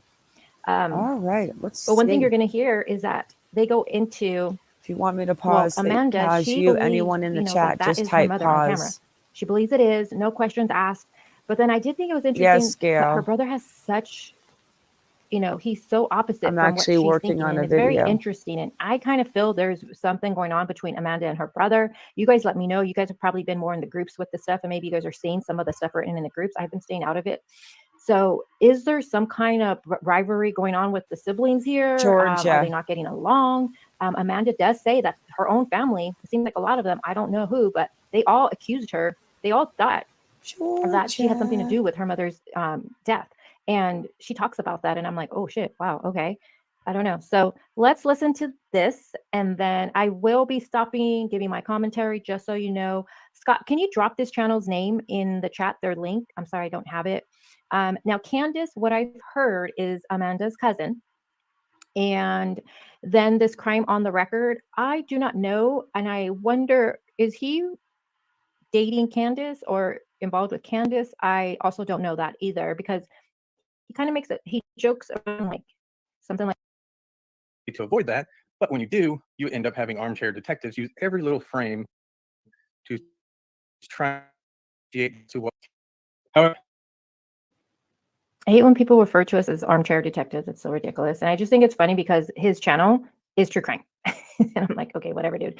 But yeah, I'm going to pick apart this interview. I mean, everyone knows people are going to pick this apart. Of course they are. We all have questions. And even this guy on the screen crime on the record, he has his own questions. So yeah, I'm going to pick it apart, just letting you know. you just eventually have to, enough's enough, and you come out and you have to say something. And that's exactly why we're here tonight. As most of you know, Amanda Bearden is Debbie Collier's daughter, and we are very excited to have her on with us tonight. Amanda, thank you for joining us. Absolutely. If you ever said that and started that, you're a horrible person. I can't help that. But no, absolutely not. Let's start in a half point here where it starts getting a little explosive. Life. And sorry. I mean, she took the medication that was prescribed to her, but no. This is going to be the last time I listen to this interview. People have asked, so I just wanted to make sure, because we did get a ton of questions, and we did our best to kind of put these together so that way we could get through as many as possible, but there were a lot. But I wanted to make sure, because that one was asked a few times, I want to make sure we cleared that up. I want to kind of go on to you on that day, the things that you did and that. But so we're going to get to Venmo in just a minute. I know that's probably what everybody wants to know, but the message was sent at 3:17 according to records. So when did you see it? It's about 5 o'clock. Okay. And everybody, they want to know, like, why did it take you so long? Real fast to remember on this interview right here, she says that she did not go to Walmart and she did not go to Ulta. We played the video last night where she said she was driving around for 2 hours, Walmart, Ulta, and all of that. So now here's what she's saying she did now. I'm telling you, she knows what happened, and I'm going to have to give her the benefit of the doubt that she didn't do that to her mom, but I don't know about Andrew. Long to see the message. I was, as most of you all know, I'm so sorry. I got makeup in my eyes from crying. I was cleaning. I was steam cleaning my carpets. And I'd stopped, because me and my mom normally go back and forth all day. I was like, you know what? It's been a minute. I hadn't heard from her. And I don't know. I don't know. I just had some sort of feeling over me. I mean, to be completely honest, because it was weird. So, I checked my phone and message.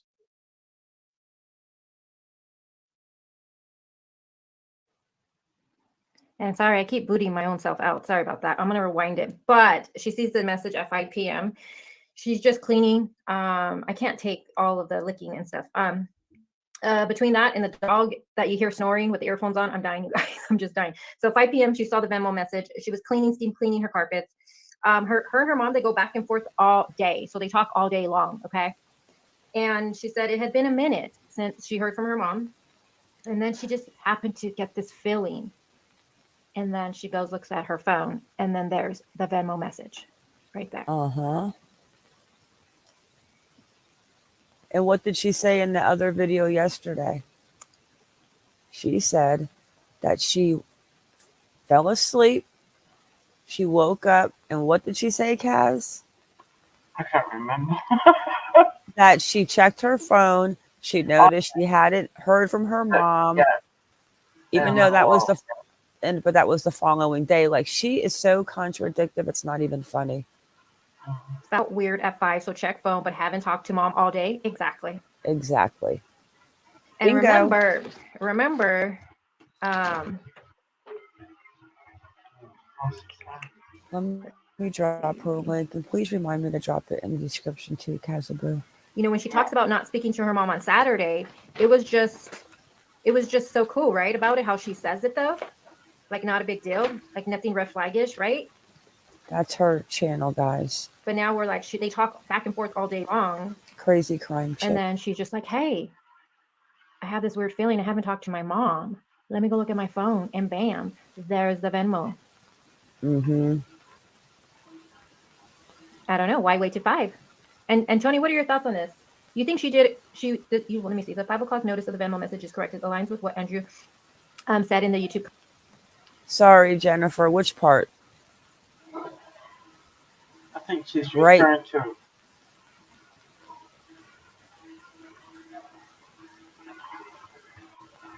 The what, Kaz? I think Jennifer's referring to the part about the text message about where she was doing the carpets thing. Oh, okay. Yeah, if you see that too, just tell me to pause. Put pause. I'll do it faster instead of trying to read through.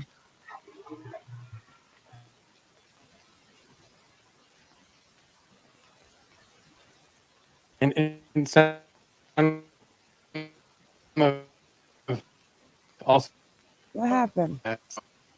Why she didn't do it. She would never have left you being accused of this, ever. My mom would be very ashamed. Yes. Of people that have cyberbullied me. She'd be rolling over in her grave right now. Absolutely. But anyway. Well, I'm going to ask you this question only because it was asked by a few people. Is your mom making meth in the forest? Oh my God. No. That one I actually laughed at. My mother. What an ignorant question to even ask her about her mother. If you ever said that and started that, you're a horrible person. I can't help that. But no, absolutely not. My mom had back problems. She struggled with back problems her entire life. And sorry. I mean, she took the medication that was prescribed to her, but no. I didn't think so. I didn't think that was the thing, but people have asked, so I just wanted to make sure, because we did get a ton of questions, and we did our best to kind of put these together so that way we could get through as many as possible, but there were a lot. I mean, at the end of the day, even though a lot of people are asking this guy this question, and you know that Debbie's a good person and a mom and 50, would you ask her that question on the air? Is your mom making meth in the woods? He should be ashamed of himself. Yeah, that's a weird question to ask. But that was a question that he received apparently from one of his subscribers. I don't give a shit if he received 5,000 in the chat from that. You don't ask somebody that knowing that that's ridiculous about their mom making meth. What, you know what? I lost all respect for that man right there.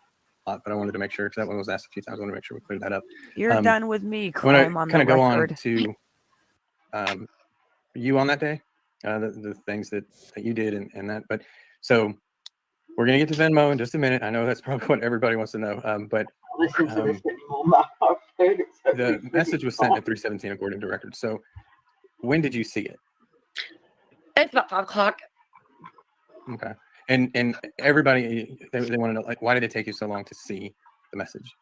I was, you know, I mean, as most of you all know, I'm so sorry. I got makeup in my eyes from crying. I was cleaning. I was steam cleaning carpet. And I stopped, you know, because me and my mom normally go back and forth all day. I was like, you know what? It's been a minute. I hadn't heard from her. And I don't know. I don't know. I just had some sort of feeling over me. I mean, to be completely honest, because it was weird. So, you know, I checked my phone and message.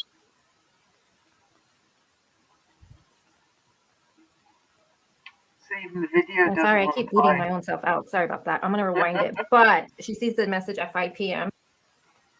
Okay, what, Kaz? I said even the video doesn't want to play anymore. Hey, Troy. So, Jennifer, we're at that point. Do you want us to stop, or do you want to? We'll continue and we'll watch comments. Yeah, the videos, like we can. Yeah, this is it. This is the last time I even remotely watch this video. She's just cleaning. I can't take all of the licking and stuff. Between that and the dog that you hear snoring with the earphones on, I'm dying, you guys. I'm just dying. Her. So 5 p.m. she saw the Venmo message. She was steam cleaning her carpets. Her and her mom, they go back and forth all day. So they talk all day long. Okay. And she said it had been a minute since she heard from her mom. And then she just happened to get this feeling. And then she goes, looks at her phone, and then there's the Venmo message right there.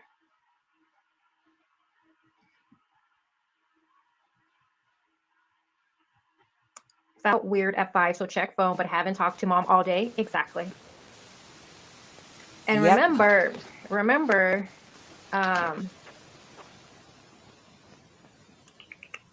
let's see. You know, when she talks about not speaking to her mom on Saturday, it was just so cool, right? About it, how she says it though, like not a big deal, like nothing red flaggish, right? But now we're like, they talk back and forth all day long, and then she's just like, "Hey, I have this weird feeling. I haven't talked to my mom. Let me go look at my phone," and bam, there's the Venmo. Cause we said that. I don't know why wait till 5. And Tony, what are your thoughts on this? You think she did? Let me see. The 5 o'clock notice of the Venmo message is correct. It aligns with what Andrew said in the YouTube comments a few weeks back. There was a delay. Well, I mean, Andrew, of course, their story's going to align.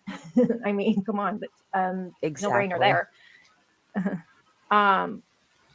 What about didn't she go look for her mama at Walmart or Ulta or something like that? Oh, go girl. I haven't seen this, Sugar, guys. good to see you. Duh. I played it last night. Amanda said she drove around for 2 hours, Walmart and Ulta. And this one, she says that she didn't. Yeah, she didn't. Yeah, because that's what she clarified in this interview. She said she did it after the 911 call, not before.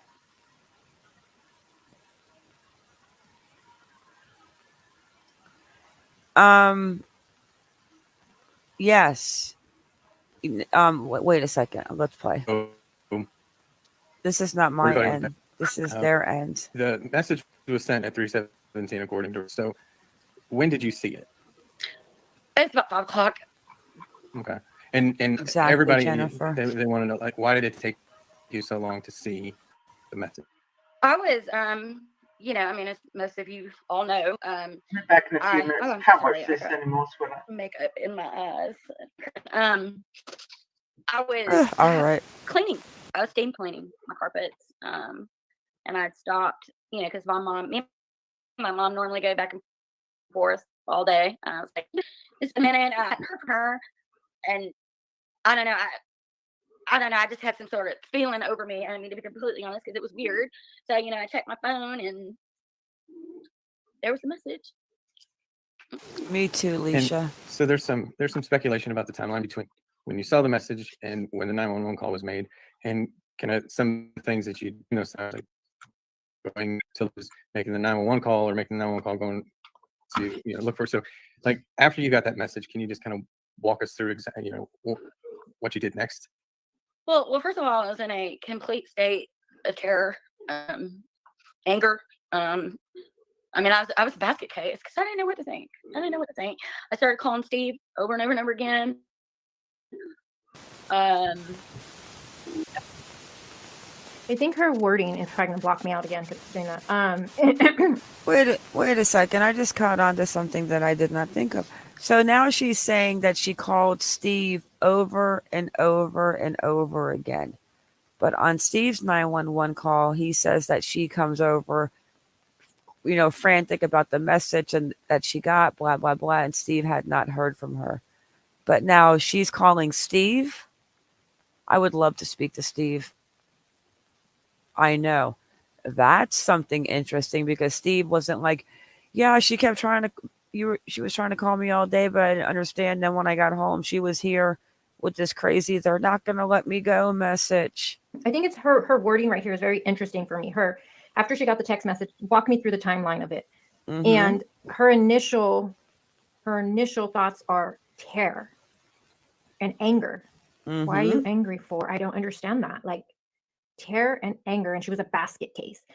I mean, how would you guys feel if you got that? You seen the text message, and I'm gonna jump ahead. Not once does she say right here at all that she called her mom after, try to get a hold of her. She skips all of that. So I'm gonna, did she or did she not do that? I don't know. She immediately starts calling the husband. Ooh, her it's and just I interesting think the alike. word she used. Immediately she goes into terror and anger. Yep. Why Defense are you angry? mode. I don't understand that. I don't know. It's really interesting to me. I don't know.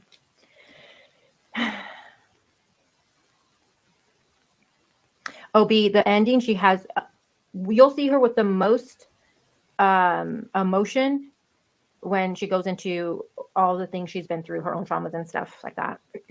Excuse me, guys. Why no call to her brother? Yeah, I know. I don't know. That's just something I thought was interesting. Terror and anger. Why anger? Why are you angry? Like, I don't know. Here's her link, Jennifer, again. You're cleaning your home, steam cleaning, probably sweating and all of that. When I steam clean, it's a mess. I'm a mess. But you have this feeling come over you, and you're like, I haven't talked to my mama in a while. And you have this weird feeling. You go, you see the. Wait, Kaz, come back. What happened to the cleaning products?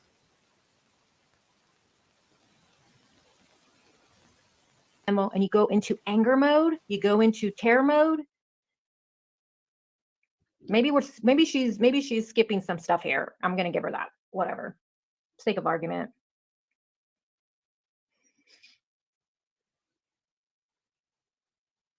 Does husband answer every time or question? I don't know. They don't address if normally he answers or not.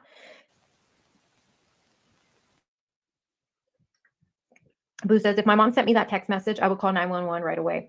I don't know, but Right. well, this is kind of, and I'm going to be honest, this is hard for me to relate to. So I don't know. I don't have a relationship with my mom. So this is hard for me to relate. Okay. I almost choked thinking about what she just said. I never thought about that either. So she gets this crazy Venmo and you don't call your mom, but you start trying to call Steve. Kaz, come back to the light. I'm here. Let's talk. I want to hear your thoughts on that.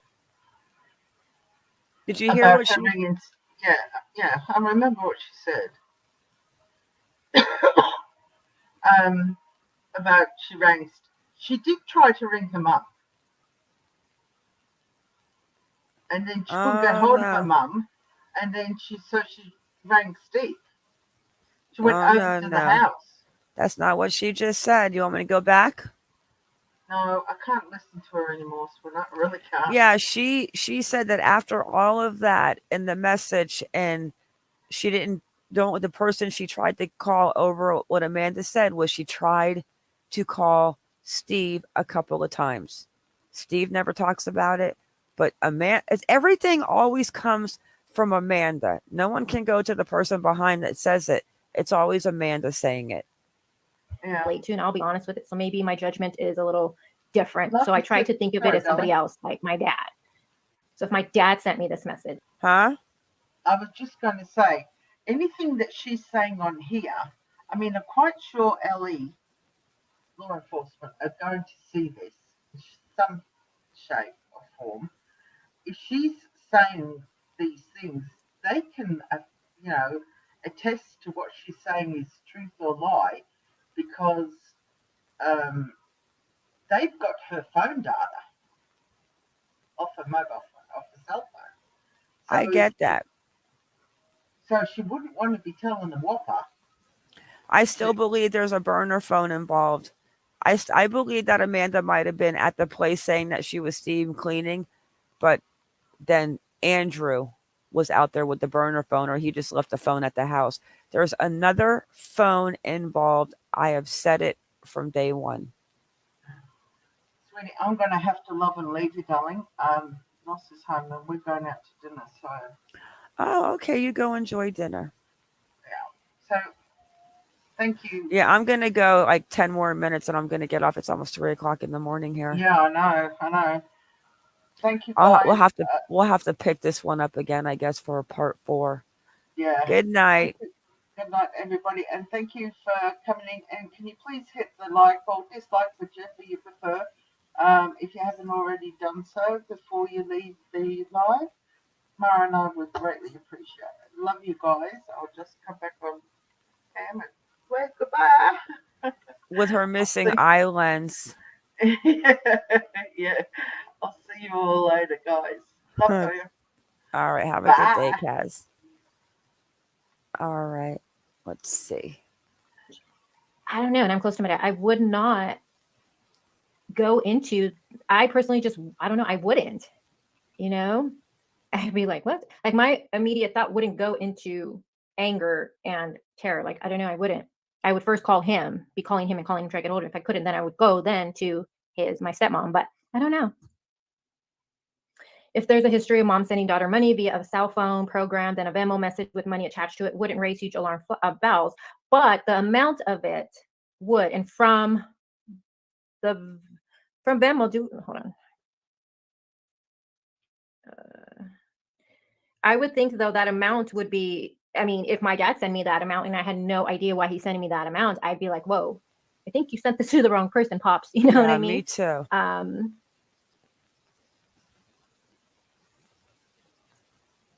Tony Smith, it's the text that was attached. Yeah. I mean, honestly, I don't care if it was my mom, my grandma, my aunt, my husband, a kid. If somebody's going to send you a Venmo after not supposedly speaking to them for the whole entire day for $23.85, wouldn't you probably text back or call and say, what was that about? Or am I just assuming that that's not normal?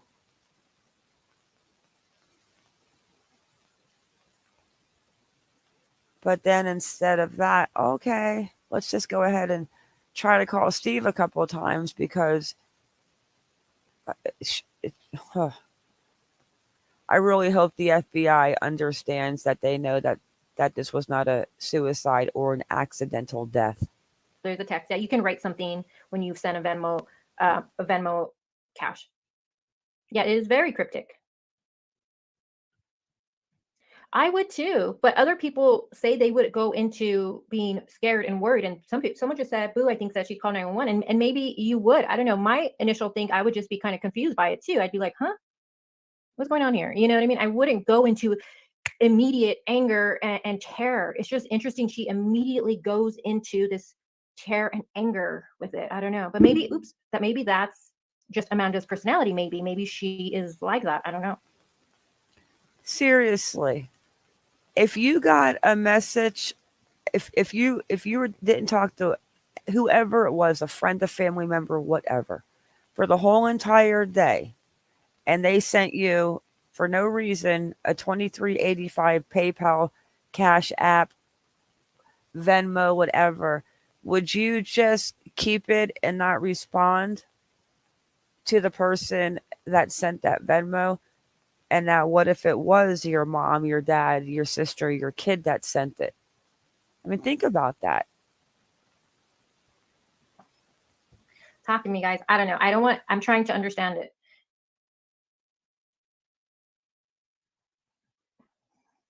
LFT says, what's raising alarms and everything she and even the brother are saying now, in my opinion. Yeah, the brother is one thing that got me back into like, okay, what's going on here with this? And then she does this interview and now I'm like, whoa, catching all these inconsistencies in her statements. Wow. And I'm like, whoa, she didn't say that earlier. You know what I mean? So now here I am back again. I've never listened to this before. But I agree with Crazy Girl. I think I'd fall on the floor in shock if my mother wouldn't lend me $5. I can see what it says on there, but let alone send me that. So I'm been ringing her ASAP. Yeah, I would call my mom first too. I mean, well, I'd call my dad first, try to get hold of him and be like, hey, Pops, I think you made a mistake and send me some money. And, think of. Cat Eye says she didn't call Steve. She rushed over to give him the script. Scene 1, take 2. Yeah, but right there, she did just say that she tried to call Steve a couple of times. Not, I tried to text mom or call mom or ask her why she sent it. She said that she went right to Steve. That I didn't catch that the first time. Like, that is really, really telling, in my opinion. The message too, though, that keep that what the message says in with the amount. So, but still, I personally would just be like, what the fuck? I don't know. But she did no mention of her calling her mom, which I thought was interesting. Yeah, what no Crazy Girl just said. No mention of her calling her mom, but she calls Steve, immediately calls Steve. Maybe she just missed that part in including that in the story.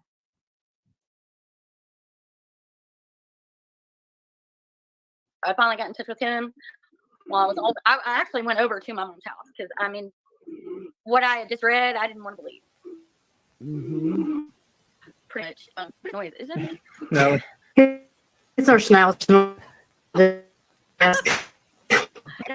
Anyway, but I went over there with him, and I mean, yeah, you went over there to put your mama's. Where's my mama? Where's my mama? Where's my mama? Driver's license or credit card. It took a minute for us to both calm down and just to mentally kind of try to process what this is, because neither one of us understood. Mm. And that's when we called the police. Okay, so the phone call to 911 was made first, and then because there's some report you went to look for her at Ulta and Walmart. So for what I'm hearing, you're saying that you tried to get a hold of Steve, you went to your mom's house, and then you called 911. So you weren't out searching for her for hours before you made the call? No. Okay.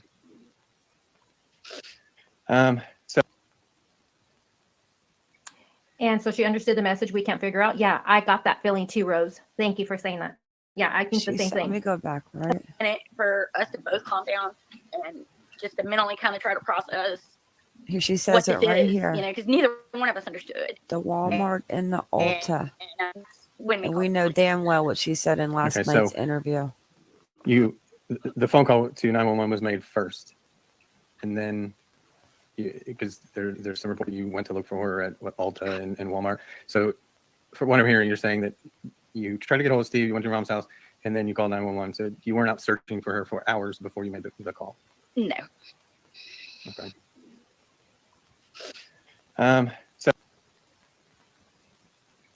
And so she understood the message we can't figure out. Yeah, I got that feeling too, Rose. Thank you for saying that. Yeah, I think the same thing. And that's why she's so in this, in my opinion, speculating. The reason she was in such terror and anger is because, in my opinion, she knew exactly who they are and she knew exactly what was going down right then and there, in my opinion, of course. I agree. Now, timeline for her now is that she tried calling Steve. She goes to the house and then 911. No, all good. Didn't go searching for her mom. None of that. None of that. Hey, Buttercup. Let's take a listen really quick to her original interview. Let me see what she actually says to that reporter, shall we? Yes. And the dog snoring in the background is hilarious to me. Let me see if I have it on here. Yes. Let's talk about where she says that she drove around frantically for 2 hours. Is it? I think. Hold on. No, not that one. But you know what's funny? Gosh, all these Aaron Carter shit I be watching lately. Everything is Aaron. If Steve knew that Debbie usually did the food shopping on Saturday, why wouldn't she have gone over to look at the food store? Maybe she did her food shopping at Walmart. That could be the point. Okay. Let me shush. Recorder. All right, where is it? I have to have it here somewhere. Yes, I have it. Okay. I'm just going to show it from my phone. So let me make me bigger. How do I do this? So this was a month ago. So let me do this and turn around. Let's move that out of the way. All right. Daughter is still shaken by the loss of her mom. She tells me she knew something was wrong the moment she received that disturbing message. Here it is. The one we More than a week after authorities pinged Debbie Collier's car near a wooded area just south of Tallulah Falls in Habersham County, investigators continue to search for the person who killed a 59-year-old mother of two. My mom was everything. Somebody took my whole world from me. Debbie's daughter, Amanda, and her stepfather, Stephen, reported her mother missing on the evening of September 10th. Be right Stephen back. said he'd seen his wife the night before and that her rental was still in the driveway when he left for work that morning. I started going to all the different places that I thought she would go, like Walmart, Ulta. I mean, I drove around for at least 2 hours. You fucking lying bitch. You lying bitch.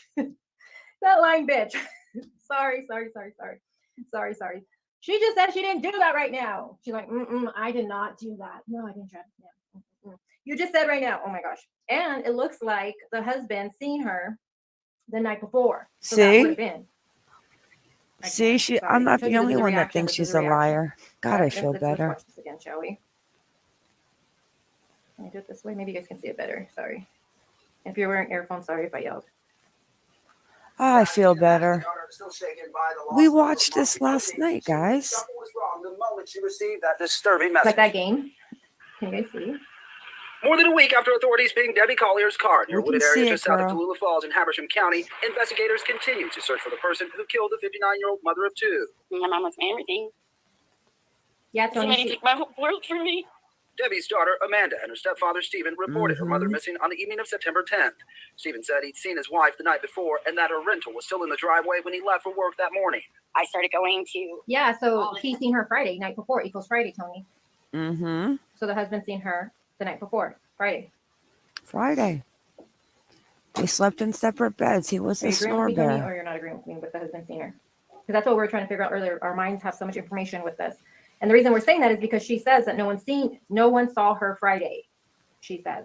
But then she goes and says she's seen her mom Friday and she had tears in her eyes. They had dinner, right? Or lunch on Friday? Come on. Yeah, as you can imagine, the daughter is still shaken by the loss of her mom. She tells me She went there for dinner and I thought Debbie cut her hair. Stop lying, Amanda. More than a week after authorities pinged Debbie Collier's car near Wood area just south of Tallulah Falls in Habersham County, investigators continue to search for the person who killed the 59-year-old mother of two. My mama's my everything. Somebody took my whole world from me. Debbie's daughter, Amanda, and her stepfather, Stephen, reported her mother missing on the evening of September 10th. Stephen said he'd seen his wife the night before and that her rental was still in the driveway when he left for work that morning. I started going to all the different places that I thought she would go. So I wonder why Amanda says that no one's seen her on Friday. You know, why would she? Why? I wonder why she says that. You know, she talks to the husband. Wait. I thought on Friday, Andrew said that they had lunch. He had lunch with Debbie, and then they went over there Friday night, and Debbie cut Amanda's hair, and neighbors heard a fight, right? Or am I absolutely crazy? Too strange. And you're going to say this girl is not on drugs? Well, I beg to differ. So I'm just like, why would she say that?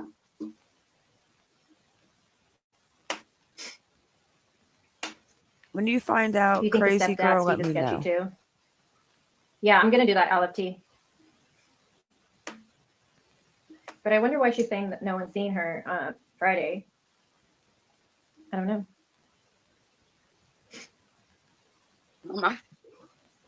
On my phone. I knew you had to show that get something to listen to you. So, and I tried to not. I was going to stop it for another reason, but it just happened to stop when she says that I'm going to show my butt. Why would you show your butt, Amanda? Don't do it. Sorry. I can't. All I hear in the earphones, you guys, are you wearing earphones? The dog is snoring so loud. It's like, that's all I hear. Sorry. Okay. Listen to what she's going to go into right now, you guys, because she's going to go into why she was there, this is how she got there, insane. and how she knew. And this right here, she should shut the fuck up right here. She should have said anything because she makes zero sense right here. I love Listen this to what girl. she says. About the memorial. This was absolutely at that insane. moment, I mean, judge me all you want, but I think the call road's an assistant. But I did Saturday morning. I first called their call center, and I pretended to be my mother. I have no problem saying that, because I thought, you know, hey, if I call these people and I say I'm in trouble, they're going to send somebody out to me. You know, send somebody out to the van, get her help right now. You know, it's actually really good thinking. I mean, honestly. Yeah, I mean, I'm racking my brain, but yeah, know, people don't see that. They don't want to see it.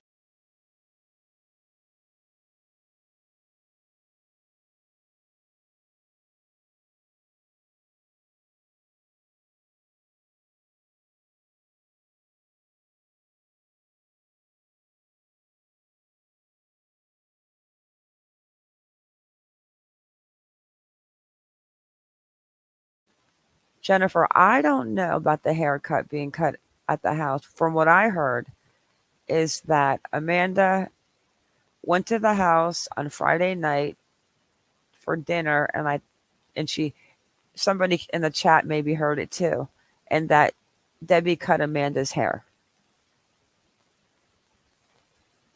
I'll look further into that. And then something about a fight broke out, and the neighbors heard fighting that night, but supposedly they had heard fighting going back a while before Amanda got there.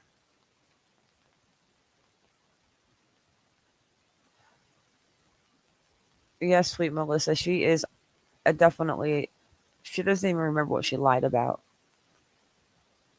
We should send her a lie journal to write it down, because she's I mean, even though maybe she meant that she didn't go looking at Walmart and Ulta before she made the 911 call, like Kaz said, and she went after she made the 911 call. But in this interview, she doesn't mention going after the 911 call. She says that she did not go to Walmart and Ulta. I don't know, guys, but we will definitely see what happens. Hopefully the FBI is still there, because they know something is fishy. We'll pick it up. I guess we're going to have to do a part 4. But everyone, thank you for coming in. Mods, subs, members. Guys, stay vigilant and definitely keep your babies as safe.